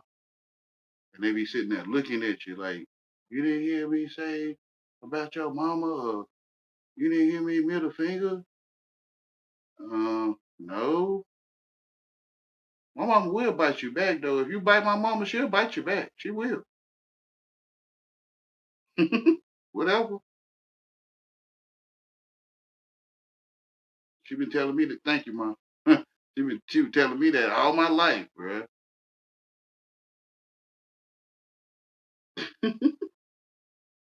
Thank you, Lord. Right? I'm gonna have your mama say to you that she'll bite you back, and you bite her. Yeah. So when people call your mama a bite you can be like, yeah, yeah, my mama will bite you back. Hey man, how you know that?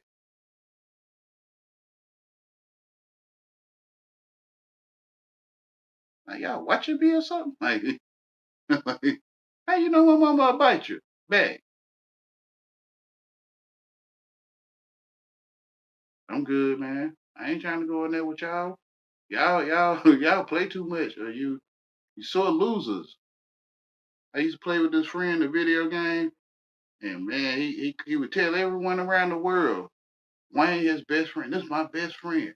But we get on that video game, and I be tearing the controller up.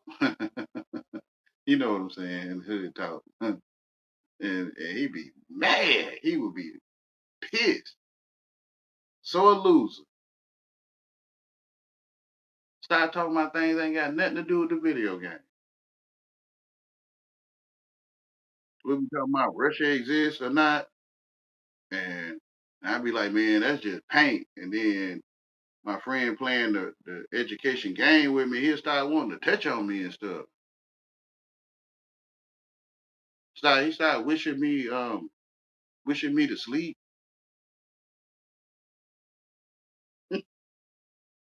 Start putting sleep threats on me. Lord, no, like dang, bro, I thought can't play the game with y'all, man. I can though, 'cause I got the Lord with me. I can, I play it with him, but he showed me how to take you to a whole nother place. You like, whatever, man. I ain't going up on the panel with him. Where you like, I gotta sit down somewhere. That's right, bro. Stop chasing me, man. Why you want to chase a man anyway?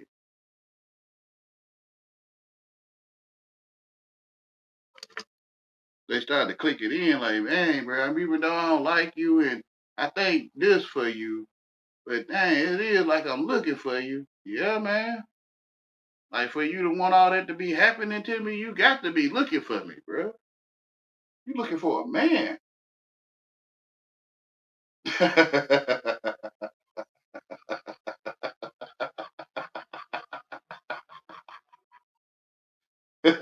It's so in your face all your life. You've been trained to be a man chaser. Yeah, you don't wanna accept it or accept it. Or I don't know how to say it. It's shameful, man. It is. Found out you strange and you ain't even know you was strange.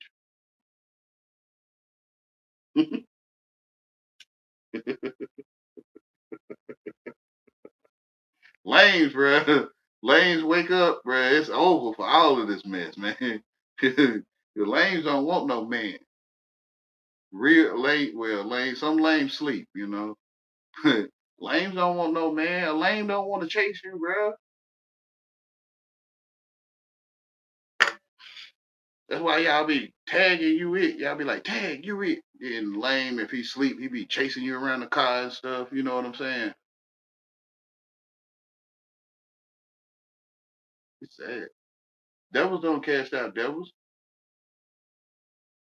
You and your gangster partners, y'all gonna be one together. But a lame, you'll chase him around the car, chase him around the house and all that crazy. It's obvious. If he sleep, he falls for it. That's why y'all call them tricks. I think y'all telling us what it really is. Like we sleep. Like we lames will sleep or we are sleep. Cause it's like the lame, the most important person, bro. It's like he don't have nothing, but he get the most attention, the most hate. I just don't get it. Ain't you rich? Like why you just want to go shopping or something? Like I don't know, man. Like can't you just go shopping? You sit here talking to me. Something about the lane that pull them too. You be like trying to get them off of get off of me. Like you be trying to get them off of you, but it's like, no, I gotta. You gonna win if I get off of you, man. I ain't trying to win that with you, man. That's how it seems like they be acting. Like you gonna win if I shut up and stop talking to you like you said. Nah, I ain't gonna win. I'm just trying to make sense with you, man. Go shopping. I don't get why that don't make more better sense to you.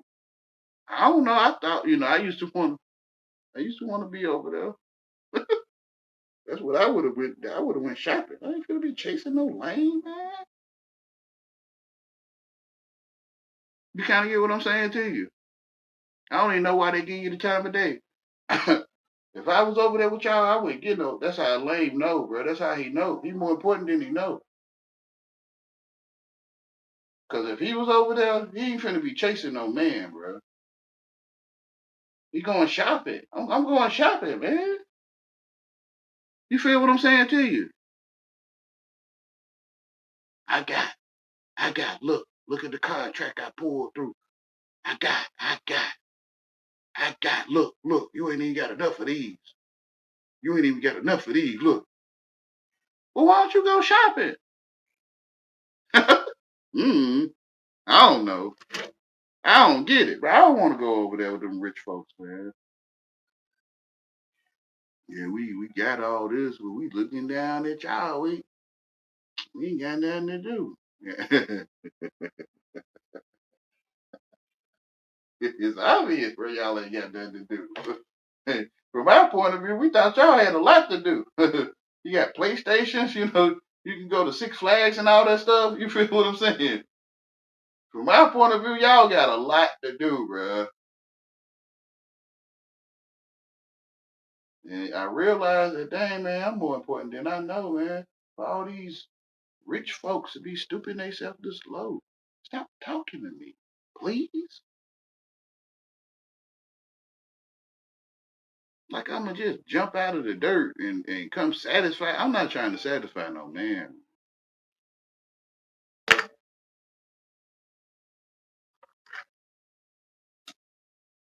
I don't know why y'all is effing strange, bro. What else, bro?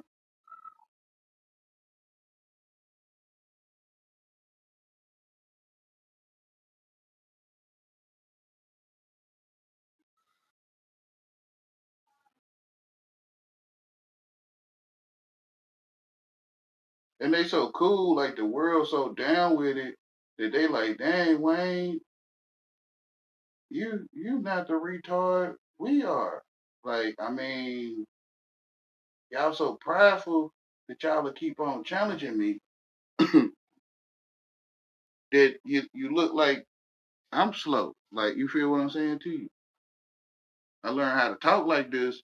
You know what I'm saying. You ain't stupid. You not. You supposed to say, Wayne, you ain't stupid. You one of the smartest people I know. Or you pretty wise. It's just some things you say. It's just that it's that he comes over here and he it's like they don't have nothing to say. I wonder if Canada Army that done witnessed it by now. I know he had to. I know he had to witness it by now. He called this stuff years ago. Try to tell you, man. It's just like whatever species you is, that's what you is. Just like you plant your feet on the ground when you walk. Yeah, okay. So when you see a square, you will try to correct them, not try. You know he ain't gonna listen to you anyway, but you'll try to upgrade them. Give them some knowledge. Break stuff down to them, or not. Yeah, okay. You supposed to do that because you that kind of species. Just like birds eat bird seeds. Gangsters eat man's excuse. Like you could just keep dropping excuses. They'll keep eating like gingerbread. Like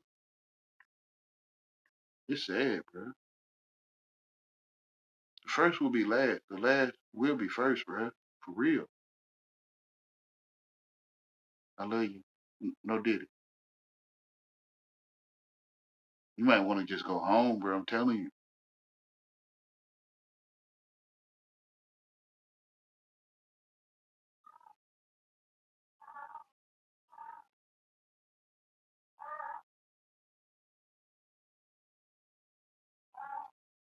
Wayne. Yes, sir.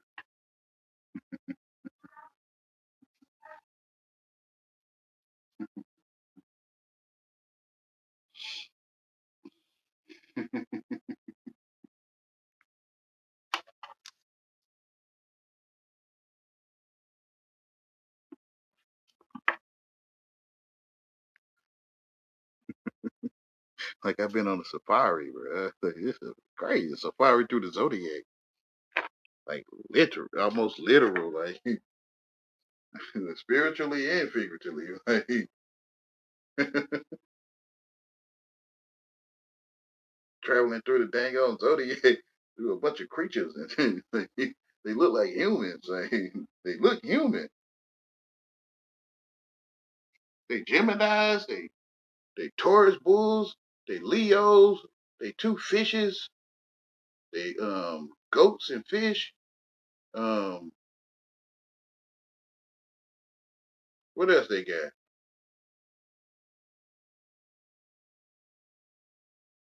Scorpios.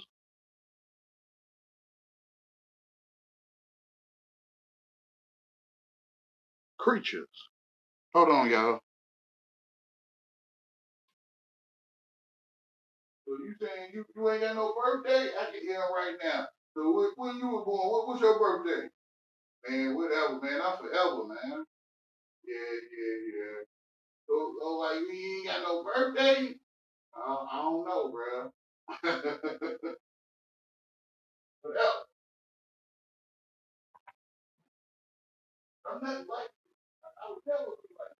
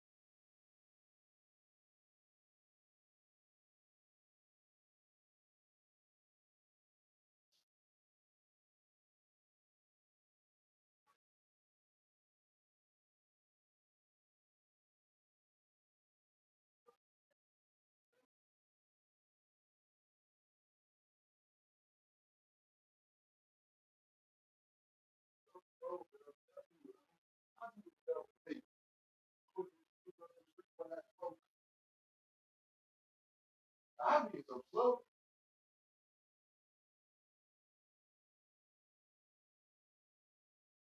Like you can't sit on a panel with a person that's on panel that you'll never talk to. They're like, well, why you come up on the panel? I'm like, stop talking to me, please. Why you on panel? Do you like talking to me? No. So stop talking to me. But you on the panel.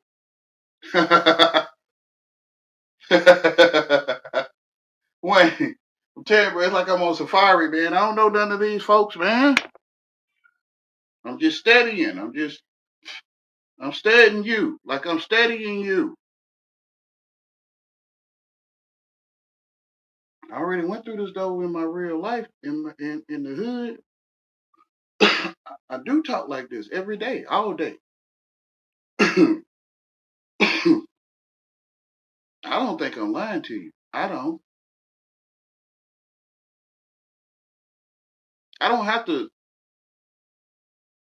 I don't have to lie to you. Let me see. How can I say this? I can tell you the truth, and it can be what you don't want to hear, but it's still true.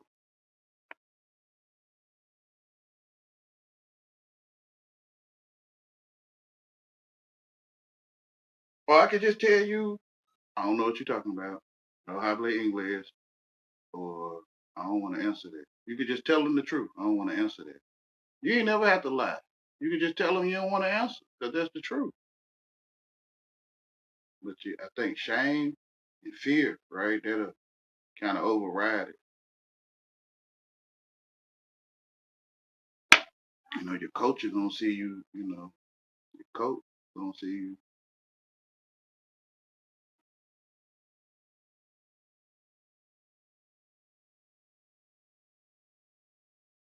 Say, why are you talking to me? He said, I'm stupid. I'm retarded. Why you keep talking to me? Isn't that boy?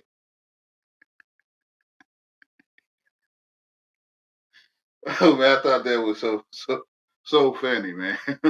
I thought that I don't know what you're saying.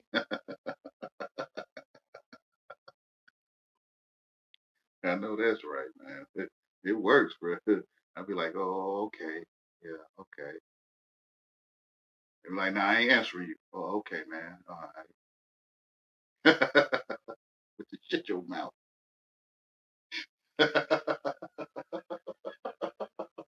I'm not telling you what to do. I'm not. It's just that I can see when you're not properly, I don't know how to say it. You're not properly streetwise. You know, people don't really want to deal with that. It's not satisfying, you know? It's not satisfying. See, I'm not here to satisfy you, man. I'm not. Except be for me. Pause. um, just see me as the species I am, you know? And you want to go uproot all the trees, bro? Like, dang, bro, you want to get all the poison ivy out of the world, man? I mean, the earth. You just can't just look at the poison ivy grow, and you just can't just watch it from a distance. You got to interact with it all the time. Why? I'm not poison ivy. I'm just setting the example, man. You gonna keep talking to dumpsters? Maybe you get it if I say it that way. I ain't no dumpster. I didn't call this how street people be. I say you gonna keep talking to a dumpster? They like, I ain't no dumpster. I didn't call you a dumpster. Lord no. That's how streetwise people be. They'll just like start claiming stuff.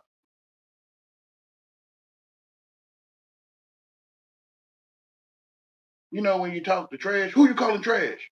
Man, I'm talking about myself. I don't know you.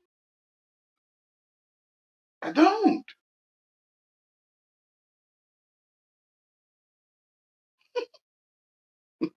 Just telling the truth, huh? Just telling the truth, man. Telling you don't know. Bro, that right there subsides a lot of stuff. That calms a lot of stuff down, just telling them you don't know them. I don't know you, man. Or, nice person. Or you can say nice person or nice person. You can still, I don't know you, nice person. I don't. I don't. Because I know you probably ain't nice. You probably not stupid. Um,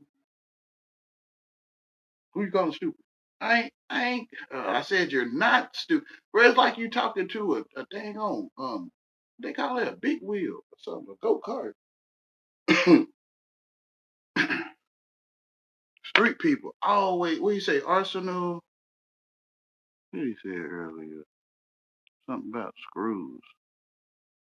Street folks. They say the streets raised them. There ain't nobody there that raised them. Like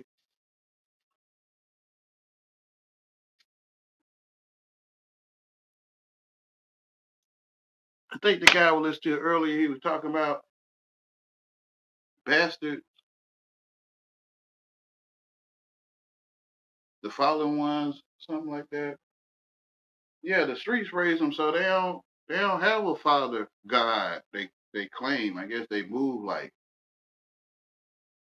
I mean, they do because everyone listens to their father. But you know what I'm saying, Father God.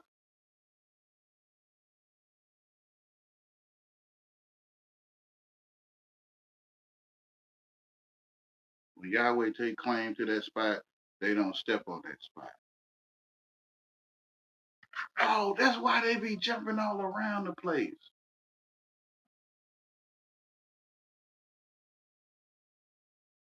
So you like for another man to satisfy you? Man, why you gotta come around anyway? Hey, I was asking you a question. Like they just jumped somewhere else. Like, hey, you talking to me? Yeah. Well, I was asking you a question. Man, I'm slow. I'm telling you. You saying you talking to me? I'm asking you a question. You talking to me? I mean, bro, you take this stuff basic. Like you don't don't go in the streets, man. I mean, you might need to talk to them the way they do sometimes. But man, don't make that street your basic way of talking, man. Talk to these people in basic English. I'm telling you. Just try to make sense with them. I don't know you.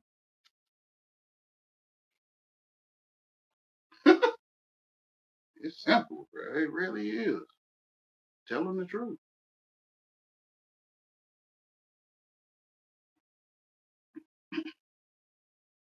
Yeah, every place I go, even in real life, and I do what I do, you'll see people stop coming on the panel. They be like, "Man, your channel passed away because of Wayne."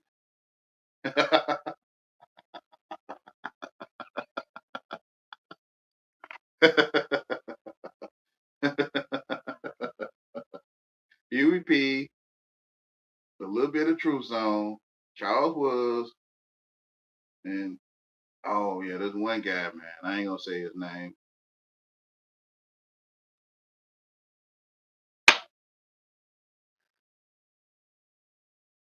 Well, he did the same thing though. He put me out.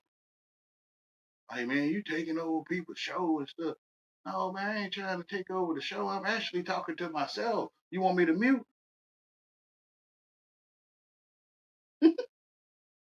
Yeah, you do sit over there on your channel. This how you throw people in another basket. Like they in the basket of I'm tired.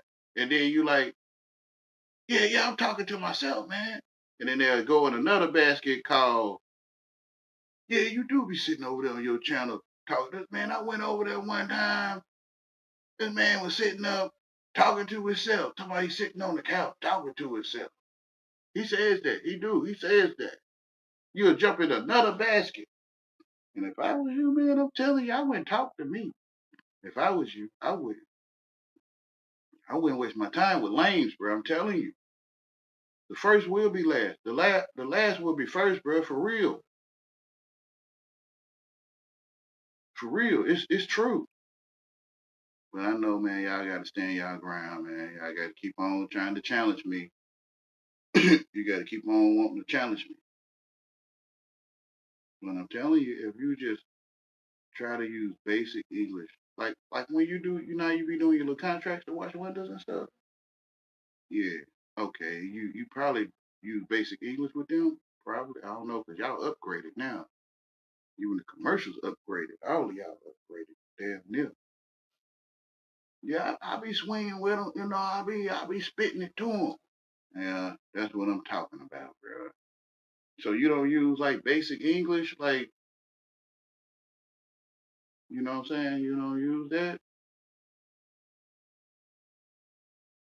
Like, how y'all signing contracts and stuff? Like you pay rent or your house paid for still though. You still signing something probably. Yeah, I do. Okay, so how you do that and you don't use basic English? That's how I'm trying to talk to you. I'm trying to talk to you in basic English, man. It's like it's a switch. You could go to the business and you talk business, right? Yeah. And then you go to a social setting or the streets and you talk street. Like it's a mode or you switch modes or something. I really don't know how this stuff work. I think that's how it works. So I decided I'm gonna just stay in basic English, man. I always see an ass as a donkey, man, instead of seeing a human, you know? Well, you know, your donkey and the spirit carry your burdens. Like you got burdens on your shoulder. Like y'all rich people put burdens on people's shoulders. Yeah, okay. That's what I'm talking about. That's a donkey. You might even call him an ass. Yeah, okay. That's what I'm saying, man. Just like to me, you a minotaur. You a werewolf. A werewolf. I went to study a little bit. I don't know everything but in English, but I went to study some stuff. Man. Like, I mean, everyone's saying the same thing though. All you gotta do is get a thesaurus, a baby name book, a thesaurus, and a dictionary, two or three or however many more. And man, you study that, you be hearing people like clear the way you told yourself, I guess. you be hearing stuff so clear. Like they telling you they offering you a service, and they be over there mad. They be like, man, you know the service they offering us ain't right. You know, I paid for my internet so I could get me a television or a device so I could watch Donald Trump tell me bullshit. Yeah. So you ask for the service? What service? Like the internet service. Like, well, they just got free internet in your neighborhood or something. You just hooked up to it or something. Like, nah, I pay for mine. Okay. So you ordered the service. Ordered. Yeah. Okay. And you got they came out to you or sent something to you. You hooked it up. Yeah. Yeah. And you seen Donald Trump on your TV. Hmm. And he was talking manure to you or something, draining the swamp, something to you. Yeah. Okay. You got what you asked for. Nah, I ain't asked for that. Nah, he not one. They start breaking stuff down to you. No, listen, man, don't break it down to me. Just look at your internet. What that got to do with it? I mean, you ordered a service, yeah, and in that service is Donald Trump. Nah, no. What I'm saying is, you could pull up a video on your device. You know, it'd be a short or a thumbnail, and you will see an image called Donald Trump. Yeah, that's what you asked for. I ain't asked for that. All right, man. Never mind, bro. I ain't finna sit here and debate this simple stuff with you, man. All right, we getting what we asking for and we mad? All right, well, y'all getting what y'all.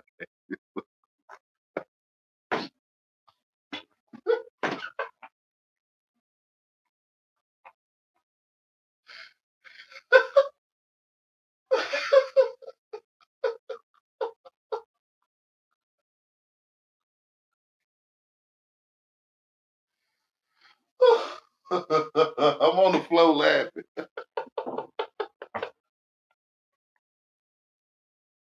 You think it's funny? I think it's kind of funny. The whole world kind of funny, man. For real. That's why everybody always laughing. Why you think everybody ain't all, no, bro. People always laughing, bro. Because the world is kind of funny. It is. I learned to tone it down because I tried to straight tell you, man, the world is gay, bruh, for real, bruh.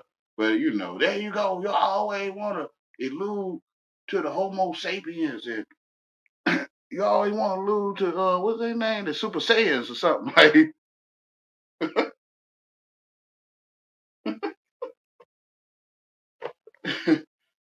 so, so I just toned it down for you a little bit, man. It's sad, bruh. People tell you how to feel, bruh, for real. From what I'm seeing, I don't know what's going on in your head.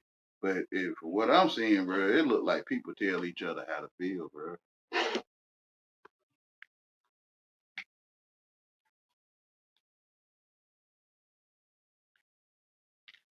It look like I'm telling you what to think, man, to me.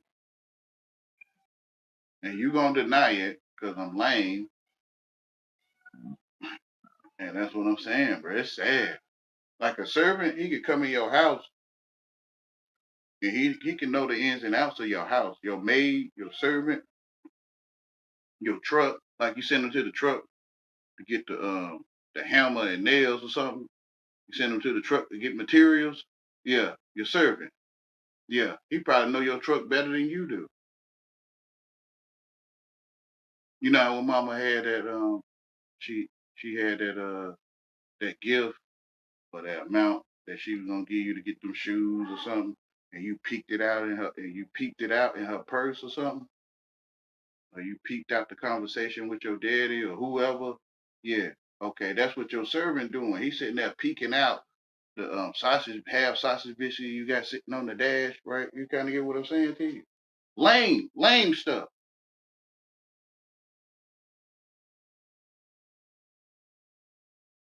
And of course, you want him to be, boss. You only got one box of nails left. You want your servant to be on point, don't you? You want him to let you know you got one box of nails left. Yeah, okay. You want your servant to know your house in and out. And he ain't gotta be crash out. He ain't gotta cuss you out. All you gotta do is get that box of nails and shut up, boss. Like, boss, you got the nails, now shut your mouth. In his mind. And he'd be like, man, you a good servant. You a good worker, man. I appreciate you. He like, yeah, boss, get them damn nails, nigga. I mean, excuse my language, y'all, but you kind of get what I'm saying. And shut your mouth. But it's sad. You want to supervise people so you don't get that your servant could take over could take over your house. Long as he, you know what I'm saying, cooperate with you, right? Being a good servant. You feel what I'm saying to you? First will be last. Last will be first. For real, bro. For real.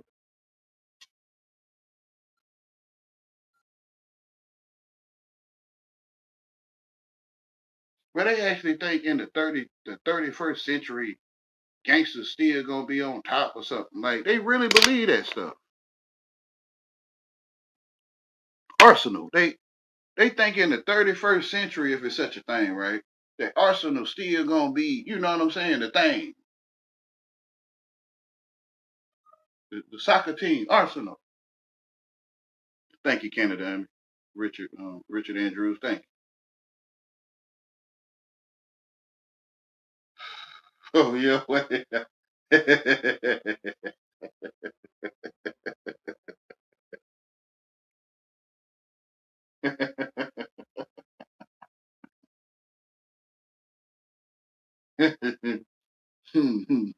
You be saying it to us, but we not catching it. Yeah, I mean, I don't know why y'all streetwise. Y'all know all the slang.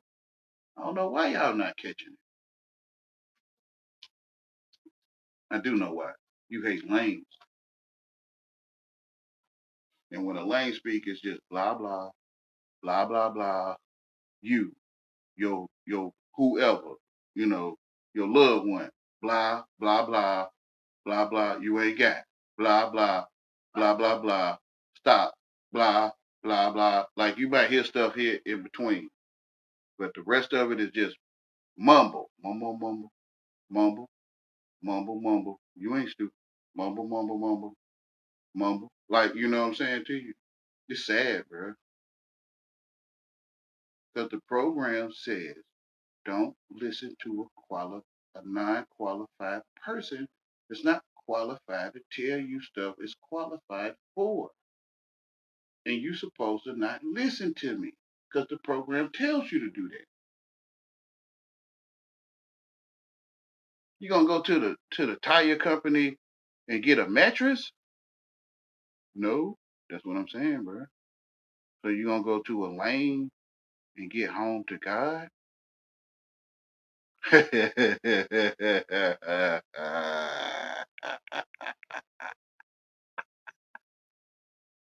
You kind of get what I'm saying to you? When you wake up, you probably will do it. But until then, man, you is not finna come to me to go home, bro.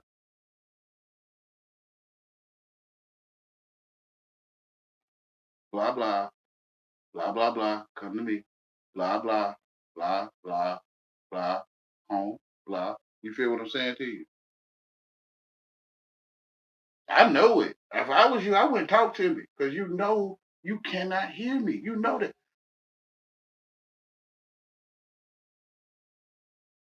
You know it.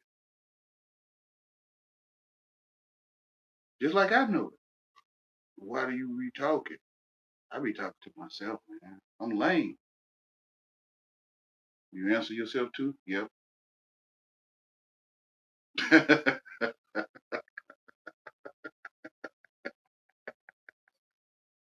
If I was you, I wouldn't waste my time with it, man. I'm so slow that I can see I'm slow.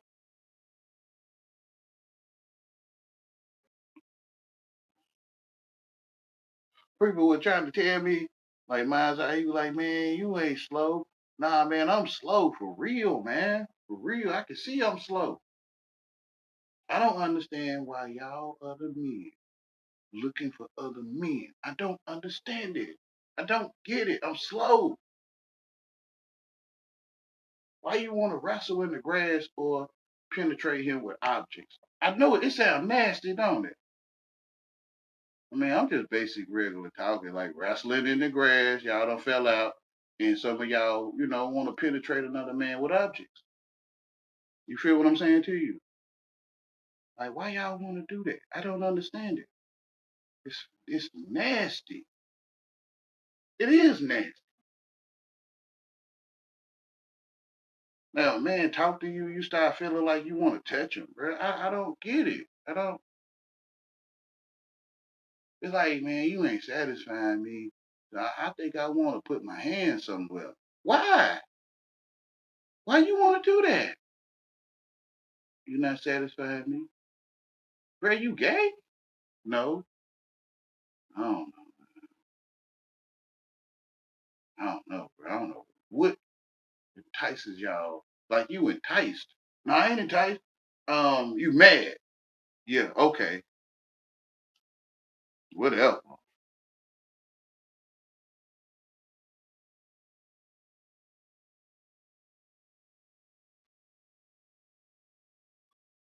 And they realize it, man, we gotta leave lanes alone pretty much, man. They knocking us off.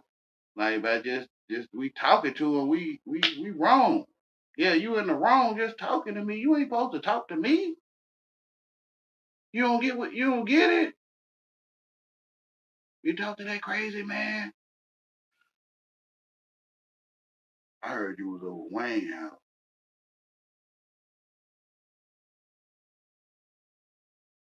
Like they don't look like your nigga, I mean your brother, your man, your man's, checking you. Like Wayne trying to take my man's. I ain't trying to take your man's, bro. But I kind of get why y'all look at it like that.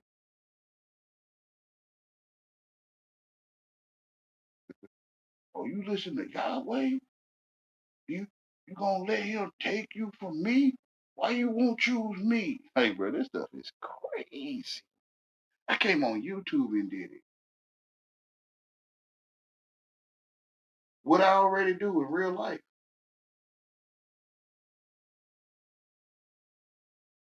I tried to tell them, listen, man, don't talk to me. Please. I'm begging you, right? Please, I'm telling you, I'm trying to lead you somewhere. Like, you kind of get what I'm saying to you? I'm telling you. I'm telling you. It's like they don't comprehend English. Yeah, you did say you was slow. Yeah, I've been telling you that. I mean, you kept saying that. I got tired of it. I ain't want to hear that, man. Yep, I know you're going to get tired and ain't going to want to hear it. I already know. I'm telling you, get tired and don't hear it. That's what I'm telling you. I'm lame, bro. You ain't going to believe it. You're not. You're not going to believe it. But dang, this lame really can see. He can see he's lame. I'm telling you. Yeah, but, man, all right, man. Shut your mouth. I'm not telling you what to do. I just know it just makes sense. I put a little spice on it. Shut your mouth. I just added seasoning to it. That's all. I'm not telling you what to do. I just know it's gonna make sense for you to stop talking to me. Don't it? Don't it make sense? You're not stupid, man. You're not. You just like to perform for your culture. You like, be on top of your game or whatever y'all be doing.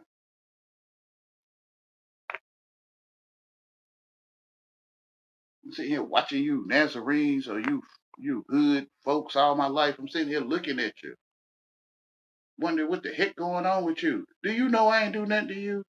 Yeah, you say that, but I got feelings. I'm like, oh my goodness, man. But I wasn't saying it that way though. Yeah, but once I go through that threshold, I'm already through there, and it's hard for me to turn. But you went there for no reason though. Man, it's amazing, bro. You can send people through the threshold, bro. They'll tell you once I cross over, I'm crossed over, and it's hard for me to cross back. Like they'll tell you, you blowing my across the table. You blowing my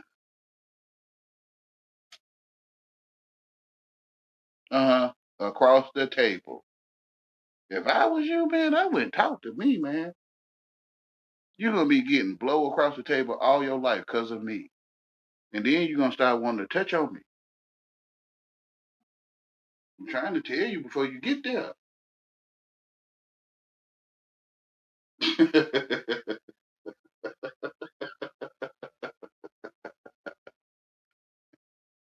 Blah blah. Blah blah blah. Blah blah blah.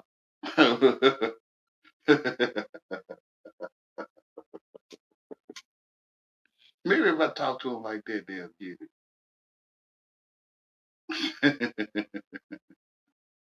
I'm gonna try it. I'm gonna try it on some of these. If I was you, man, I wouldn't waste my time. But we ain't telling these people he gonna try this blah blah language with people. Yep, I'm gonna try it. 'Cause I think they might comprehend that more than just basic English. Can you please stop talking to me, please? I'm begging. Cause you thirsty, right? Cause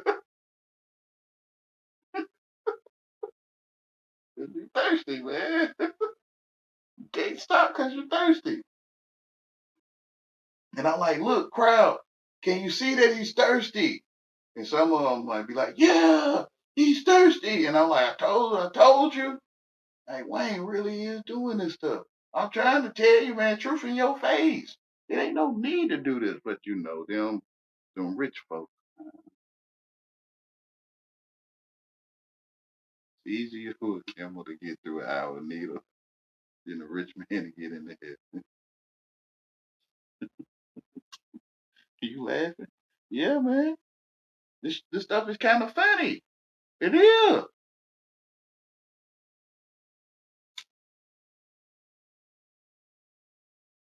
Y'all is effing happy, bro. I'm telling you. What's wrong with that? What's wrong with that, huh? All right, man. Do you know happy only means gay? I mean, gay only means happy. Yeah, yeah. Okay. All right, man. You don't want to be happy, huh? No. You don't want no woman to make you happy? You don't want nobody to make you happy? Nope. Nope. I sure don't, man. Do you know joy is when the male? Oh no, I'm gonna say outburst. Let me just say outburst. But I said the male first, but you know the outburst, right? Do you know that's what joy really is in the Greek? Yeah. Okay. So no, I don't want to be happy, y'all. I think y'all telling me happy only means gay. Y'all telling me. I'm good. Oh well, down to Debbie, party pooper, whatever you want to call me. I'm good. I'm going straight. I'm straight. Oh well. I just have to miss out on all the happiness. I just have to miss out.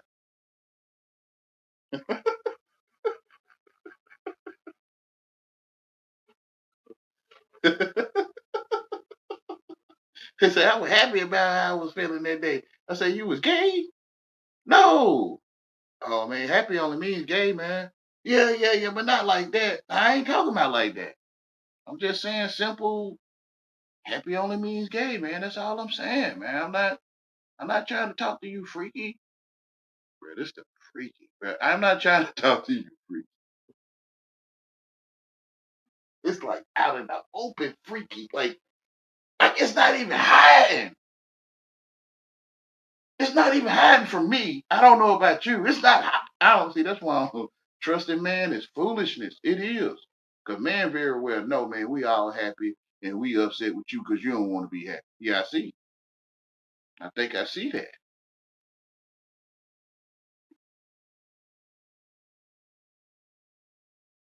Now, it never was hiding. We just needed you to go along. Uh-huh.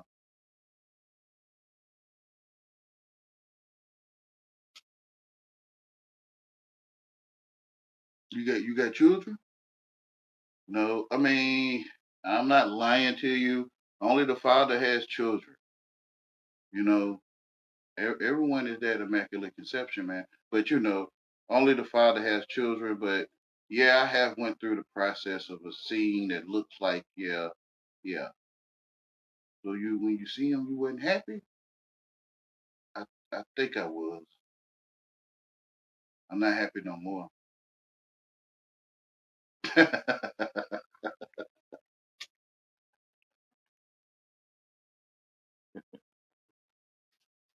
What that you were saying about only the Father has children? You saying you don't take claim to your children, your kids? I don't know what you're talking about. You were just saying. I'm just saying, bro. Kids are goats. And I heard you say children. I'm just trying to, see if I can stall it. Like Boy was saying, you're just stalling. Yeah, yeah, that's what I be doing, bro. But if you want to go into the children thing, we can. But since you said kids, I'm like, oh, I ain't got no ghosts. I need to tell them I ain't got no ghosts, man. Just like how I think the AI gonna treat it. I think the AI gonna treat your kids like kids, like you said they are.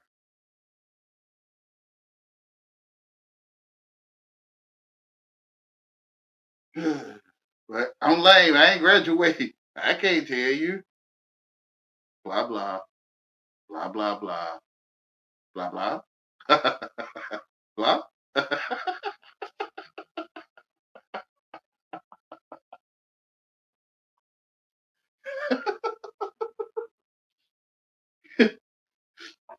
Yeah, I know you said in your family sorry mean no good, but in my family we wasn't raised like that.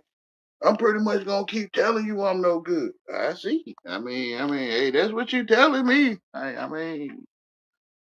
I tried to tell you, but everybody don't think like you. Everybody, I gotta change the way I talk when I'm around you.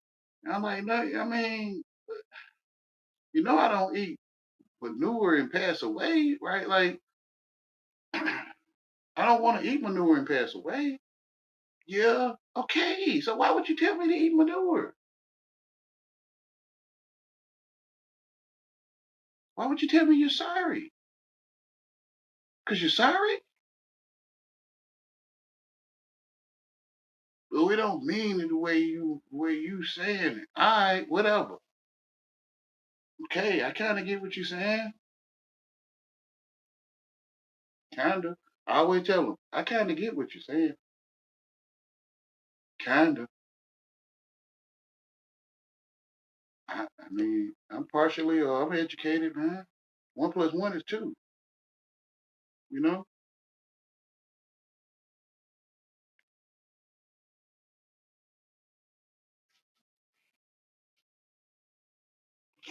Who is it? Renegade. Yeah, Renegade lead the most comments. Good gracious.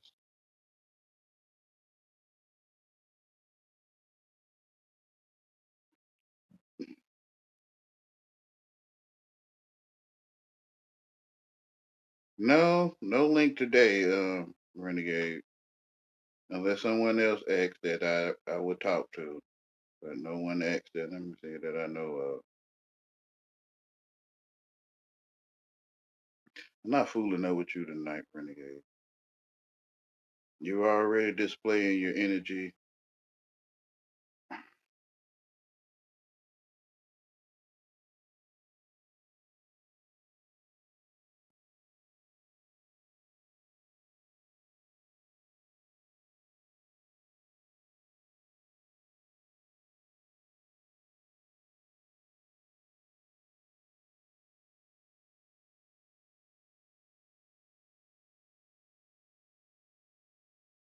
Well, go to sleep, man. Go somewhere else. Somebody's getting boring. You know, I want to be around you and I don't. Like, this is what I'm talking about, man. This is what I be talking about, thirsty men, bro. I'm going to go to sleep, but I'm going to stay where I get sleepy. Well, why would you stay? Because I want you to drop the link and I want you to do something else. But I'm not doing that. Then I'm going to sleep. I'm bored. Well, why don't you go somewhere else? Man, you're not stupid. You thirsty. That's what it is to me.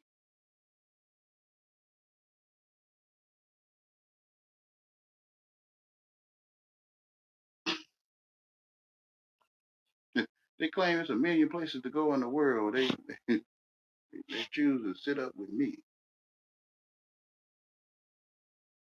I'm talking about all the day, not just one day. All the day, like millions of places to go. Afghanistan, Siberia, Iraq. You know, millions of places to go. But we gonna talk to you, Wayne. I'm the only one to talk to, man.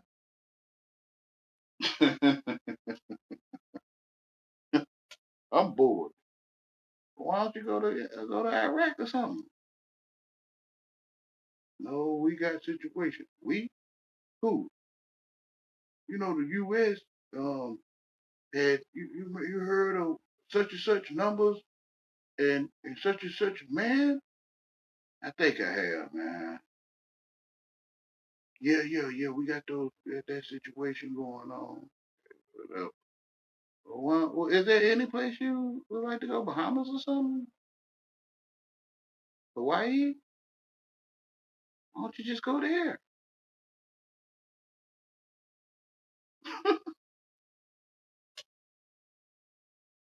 Yeah, I probably ain't so rich. Yeah, but dang, Wayne, you the only island to come to. Yeah, I get that part, but let's act like I'm not, like we do. Y'all so rich. Why y'all just won't go to Hawaii? Yeah, I might not be so rich, man. I mean, financial, you know. Y'all might not be, pride and shame, fear and shame. Hey, you standing on top of the world and you nowhere near on top.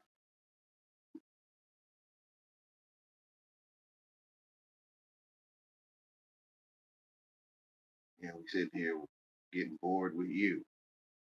Yeah, it's a million things to do.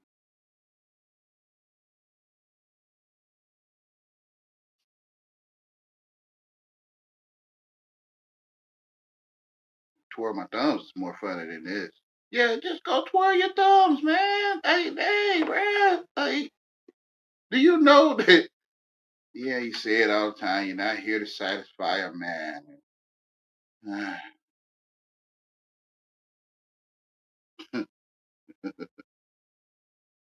They don't get, or do they do get?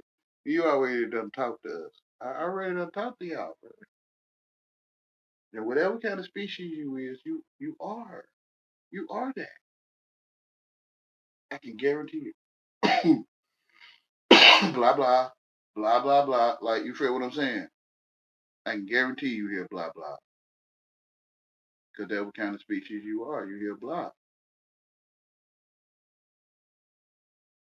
You feel what I'm saying?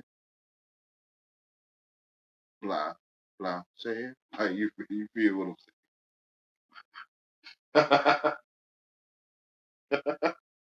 No, you just said saying. I ain't giving it. All I heard was blah blah saying. That's all I heard. Yeah, I know. I get it, man. Can you not talk to me? And they hear blah blah blah blah blah blah me. Like you feel what I'm saying? I don't know you. They hear blah blah blah no blah blah. Like hold on, y'all.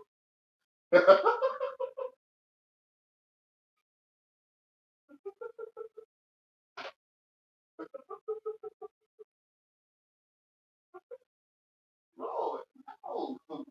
We know a little bit of English. Oh, I get it, man.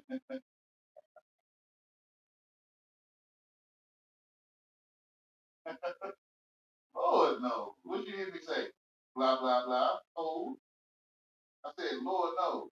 Yeah, blah, blah, blah, old. Oh, okay. All right. They took the KN off of the nose. I say, Lord knows. Did you hear what I said? They say, you said blah, blah, blah, O's. They took the whole KN off of nose. They just heard O's. Blah, blah, O's. I don't know you. Blah, blah, blah. Ooh. Nobody know what you said. Yeah, I get it, bro. I get it. You heard what I said right there? You said blah, blah, blah. It. Oh, okay. Dang, bro, this stuff is amazing. Like, do you know if I don't give you the right command, you will not move with the right command. You won't. But you are moving with the right command. You are. But you won't move with the right command. Like, shut up mean keep talking, right? Yeah, I heard you say keep talking. Yeah, no, I said shut up mean keep talking. Yeah, you said keep talking. Oh, okay, man. All right, y'all. Lord knows. I be talking to people like I'm the one stupid.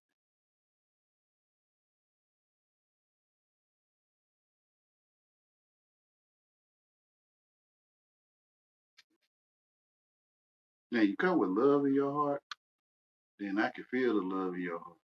You come with that street code wisdom, cool on top of the world, chasing a man mentality, man. I can see you a mile away. You thirsty.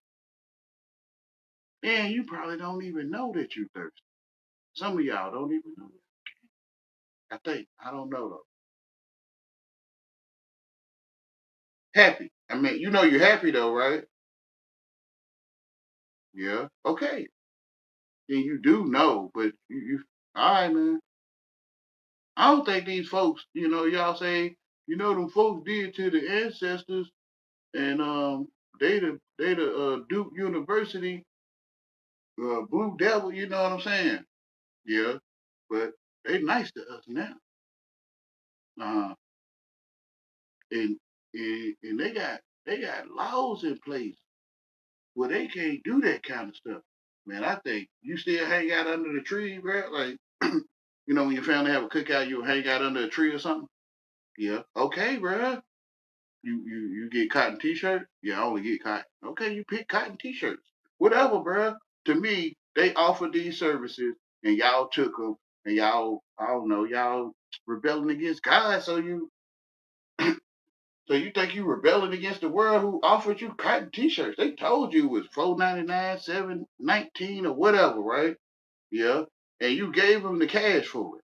Walked out with a bag and everything. Receipt? Yeah. Okay, you got the cotton t-shirts you picked that you wanted. Whatever, man. You like to hang out under the tree at the cookout and stuff? Yeah. Okay, you hanging under a tree. I mean hanging out. You feel what I'm saying to you? But I think the same thing that they saying about then is this right now, bruh. That's why you call Nigeria you African American. That's why you African American? Yeah. Okay, nigga. I mean, okay, man. You is. If you look up this stuff, if you look it up, like I'm trying to whisper in his ear, if you go look this stuff up, man, you will see what I'm saying to you. Man, nobody know what you saying, huh? All right, bro. Never mind, bro.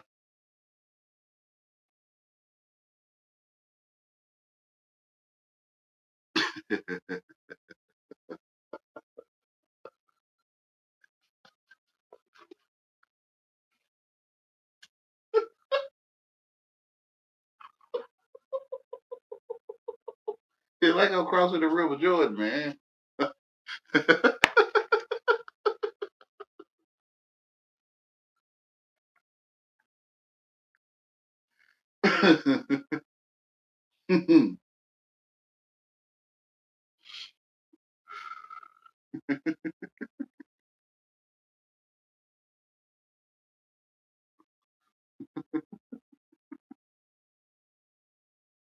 Hey, man, what's wrong with that, huh?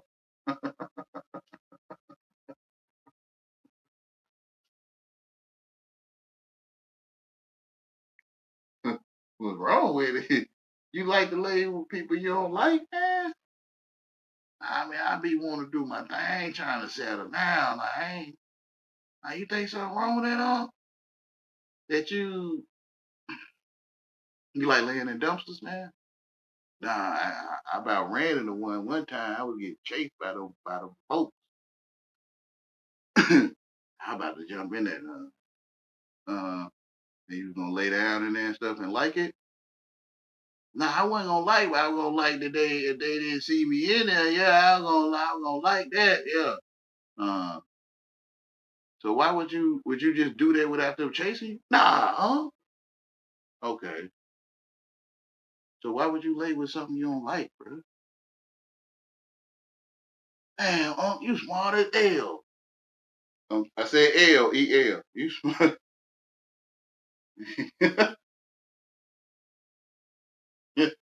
Nah, man, it's L God that gave me what to say to you, man. Because I came here and I didn't, we call it here, I guess, and I just, I don't know, you probably call me evolution or something. I just adapted, man.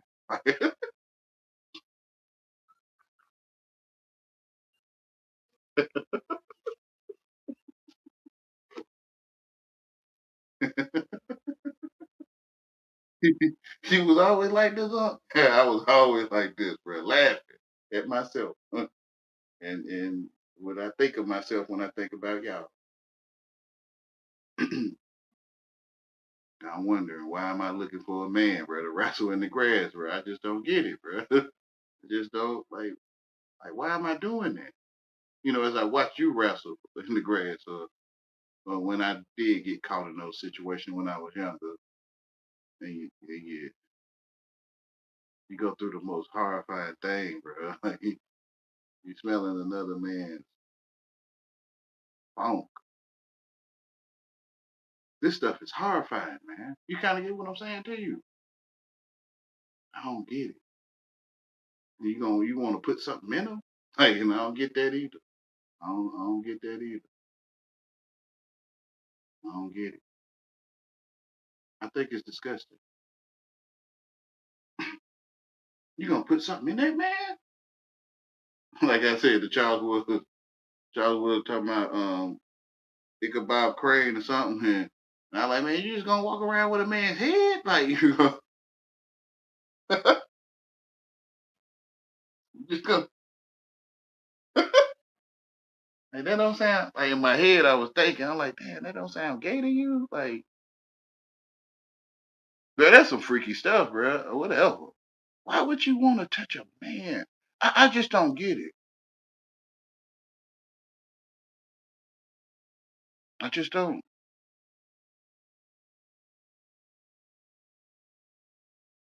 Like, if you was like me and you sitting on the couch, you know what I'm saying? You ain't proper, and I mean, I wouldn't want to. I don't want to touch on you if you was proper though. I still don't want to touch you, but and you ain't proper, like you're not smelling like Polo or Ralph Lauren Polo or what. You're not smelling like Cool Water or whatever kind of new stuff y'all got. Um, you smelling like what I don't like, man. Uh huh. So why I want to touch on you? I don't know. I never got it. I wouldn't want to touch on me. I wouldn't. I'm telling you. Even if Wayne was proper, you know what I'm saying. Even if Wayne was, you know what I'm saying. I still wouldn't want to touch him. I'm good. I don't want to touch no man. Hold on, y'all. The whole world seeking for a man to touch. Hold on, y'all, right quick.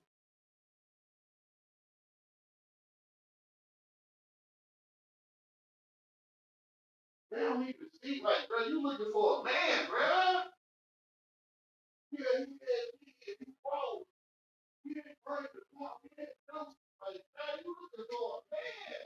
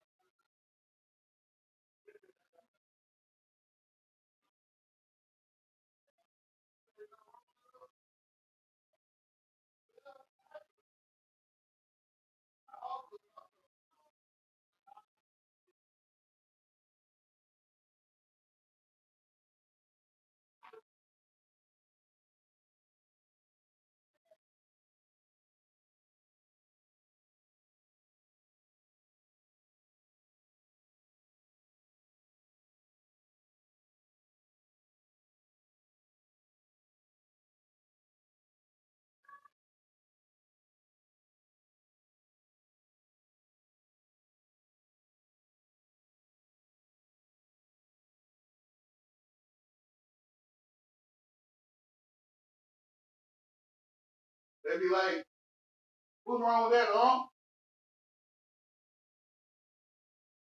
Like, you think he had, like, with your sister, like, I let people fill in their own blanks, you know. You know, if he had with your sister, you went like, oh, you went.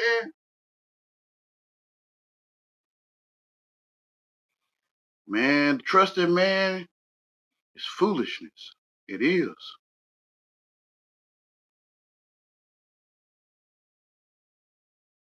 You talking about him? Or you talking about your sister? Trusted man. I don't be want. I already know y'all be ready to tear donkey up when y'all hear stuff. I'm still saying it to you though. Like I learned how to tell you the truth and kind of simmer you, you know, without you going crazy. Unless I guess I choose to. It's sad. I used to look up to people like y'all. Trusting man is foolishness. I used to be foolish. And now that I'm looking at y'all, look, because y'all seem like y'all on top of your game. Like, you know, you can go shopping.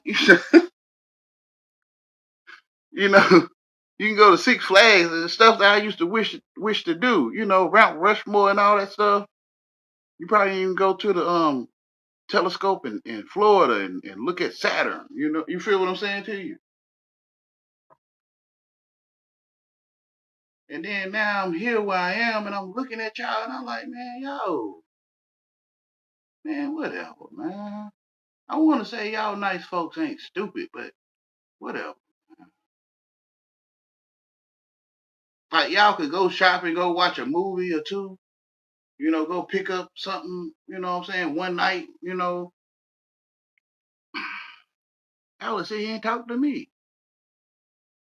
And I used to look up to you and I'm like, bro, I wouldn't talk to me. Like, you know, you feel what I'm saying? The way I used to, not saying you don't feel what I'm saying. I'm just trying to explain it. The way I used to look at y'all, like, I wouldn't get Wayne the time of day.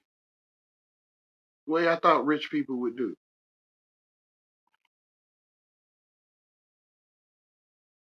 The whole time the rich people was on my donkey. Like, period. Ain't no lame chasing nobody, man.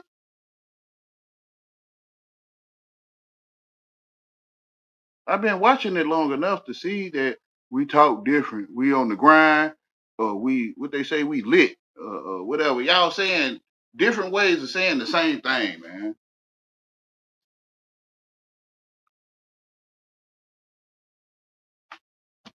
I still see the same story. You looking for a man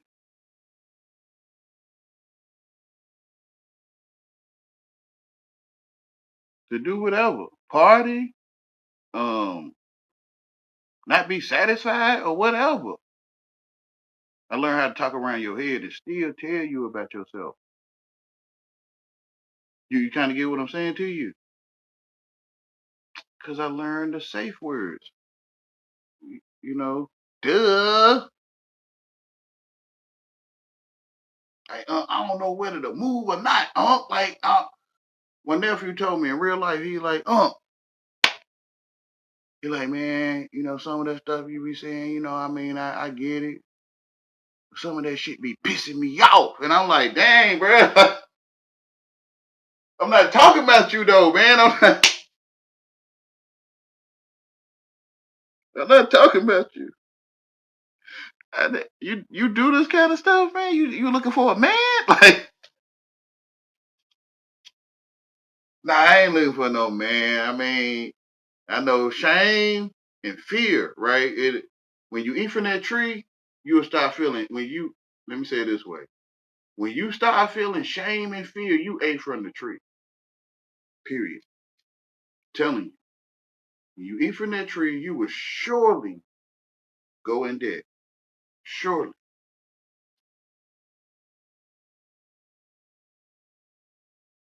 I guess until the time to say it the way the scripture said, I mean, I'm still saying it though. Then that'll be the time. But you know what I'm saying, because it's like I'm trying to, you know what I'm saying, I'm talking around your head, even though I'm still telling you.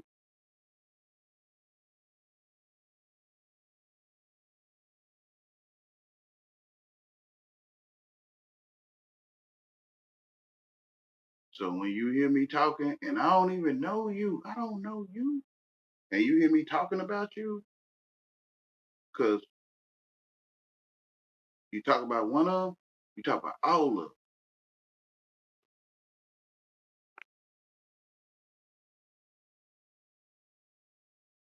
All of them have betrayed Jesus Christ. That did it. All of them that did it, they did it. And they did it the same way. So when you talk about one, you're talking about all of them. I had to figure this out because I was thinking in my head about one in the 80s and the one in the 90s was like, that's me. I'm like, no, I'm thinking about my life. Like I'm going through stuff. I'm lame. I wasn't saying it like that then, but I was like, something happened to me, when I was a baby. And that's probably why I'm so different. So I'm thinking about somebody that did these things in the 80s. Like it's like 90 whatever now. Yeah, but it sounds like you talking about me. I'm like, I ain't even thinking about you though. I'm thinking about something from the 80s. And then in the 90s, I was thinking about something in the 90s. In the 2000s, here they come. They like, that's me. And I'm like, oh, I'm thinking about something that happened in the 90s, man. I don't even know you. For real, I don't. For real, I don't know you.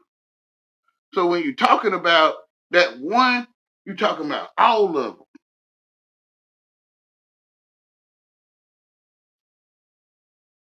One dude say, read you online.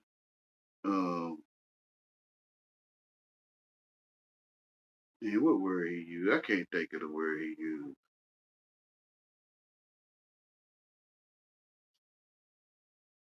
They always had that voice. You was on this, doing that. Yeah, you was this, you was that. All you doing is that. They always had that same voice, male and female. You what they say? The female will always say, you're so busy looking at everyone else. You need to be looking at yourself. They say it the same.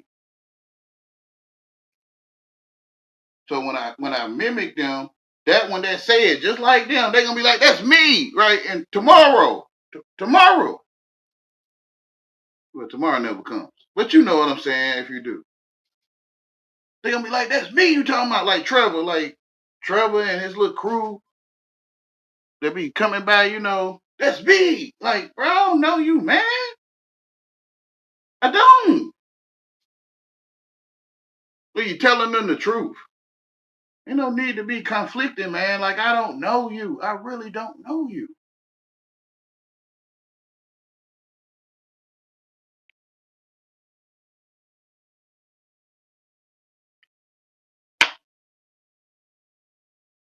Hey, man, I mean, what else we got to say? I mean, you don't know me, so you can't talk about it. No. So where mama go from here, bro? You already through the threshold, bro. Once you go through that threshold, it's hard to turn back around, ain't it? How you know, huh? Man, I sit here and watch this stuff with you black folks all my life, man. Y'all is effing crazy, for real. And the Lord showed me whatever species it is, that's what it is. You kind of get what I'm saying to you? It's not in English, man. It's not. You're not in English, but I can't tell you that, man. Blah, blah, blah, blah, blah, blah, blah, whatever. Should name this video blah, blah. Okay, Simon Percy has a and he repeating the same thing. I don't know. I don't know you, Simon something. I don't know you. Oh, oh. That's how you know you be doing something like, man, you're irking, like you're causing me to do a lot. Save, I copied and pasted, and Like, I'm not causing you to do nothing, man. You came to do all that stuff, man. Oh, that's a renegade. Well, maybe he'll let me out. I can't help myself. Oh yeah, man. Oh yeah, that's what you telling yourself. Wayne. Yeah, Trevor. What's up, Trevor? It's what's down, Wayne. Yeah, I know, Trevor. I know. Trevor, you know I talked to you way before you two. You haven't talked to me. Never mind, Trevor. Yeah, you would never, if you ever seen to talk to me, it would be Billy Bob Thornton and the Hancocks. I mean, whatever, bro. You strange? No, you're strange. I get it, man. You don't want to have it on your mind, Wayne. Man, I've been sitting here observing. I'm an ambassador of Christ where I came to. Like, what y'all doing? Having fun. Well, what's fun? They're all gonna laugh at you. Okay, I get it.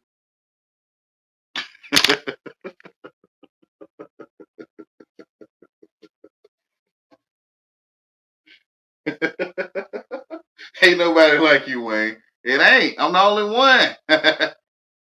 Like, you here for me. I mean, I'm here for you. I am in you, and you are in me, right? I'm here for you. Right?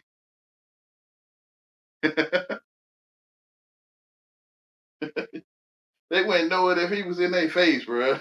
Like, you're just some guy. Like, yeah, bro. Stop paying me any mind, man. Just let me observe, bro. I'm an ambassador of Christ.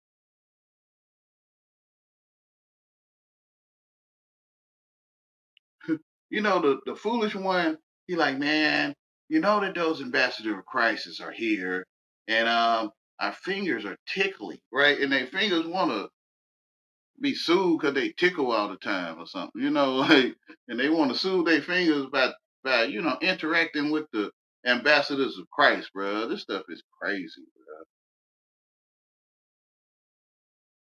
bro. Like, we're obviously of our Father, the one that's the red dragon. Yeah, you are. You're obviously that. Because our fingers are tickling and we need soothing. Yeah. I don't even know you. Obvious that we're thirsty. Yeah, it's obvious, man. Like, never mind, bro. I know only the lames can see what I'm saying. Only lames can see this. Well, you probably see it. You just supposed to, do your, you know, tomato, tomato.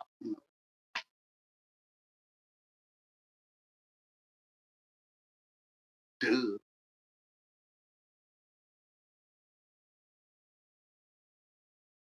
She said, you know what your mama said? You have a tendency to talk to people like they stupid. Like, whatever, y'all. I be want to tell folks, listen, I don't know you, because if you knew me, you know I'm acting like I got some sense, right? Like, you feel what I'm saying to you? Whatever.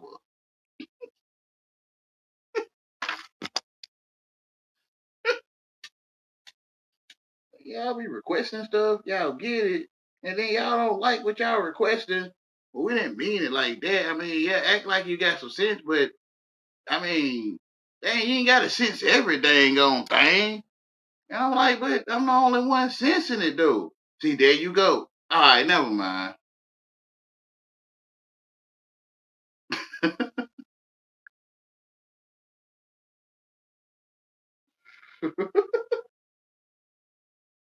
Don't nobody be knowing what you said. Blah blah blah blah. Yeah, I get it. Like, I get it. It's like I could just talk out in the open, and only certain people can hear it. And these people over here, they can't hear it. They just hear blah blah blah blah blah blah blah blah. Like, they just,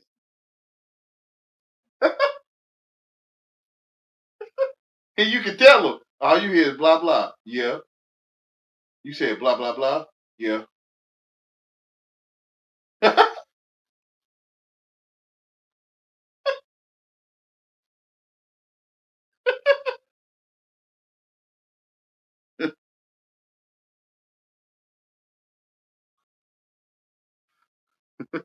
It's like you looking at a wasp's nest and you talking to it. Hey, wasp family. However you talk to it. What's up? However you talk to it, right?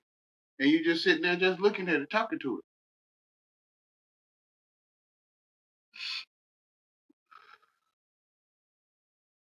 My mama always said, you tell the wasp to go. You don't swat at it. You don't yell at it. You don't stomp at it. You just tell it to go and it'll go. Sound like what Jesus said about the mountain, right? She always said that. You just tell the wasp or the bee to go and it'll go. Tell that mountain to move, it'll move. Hold on, y'all.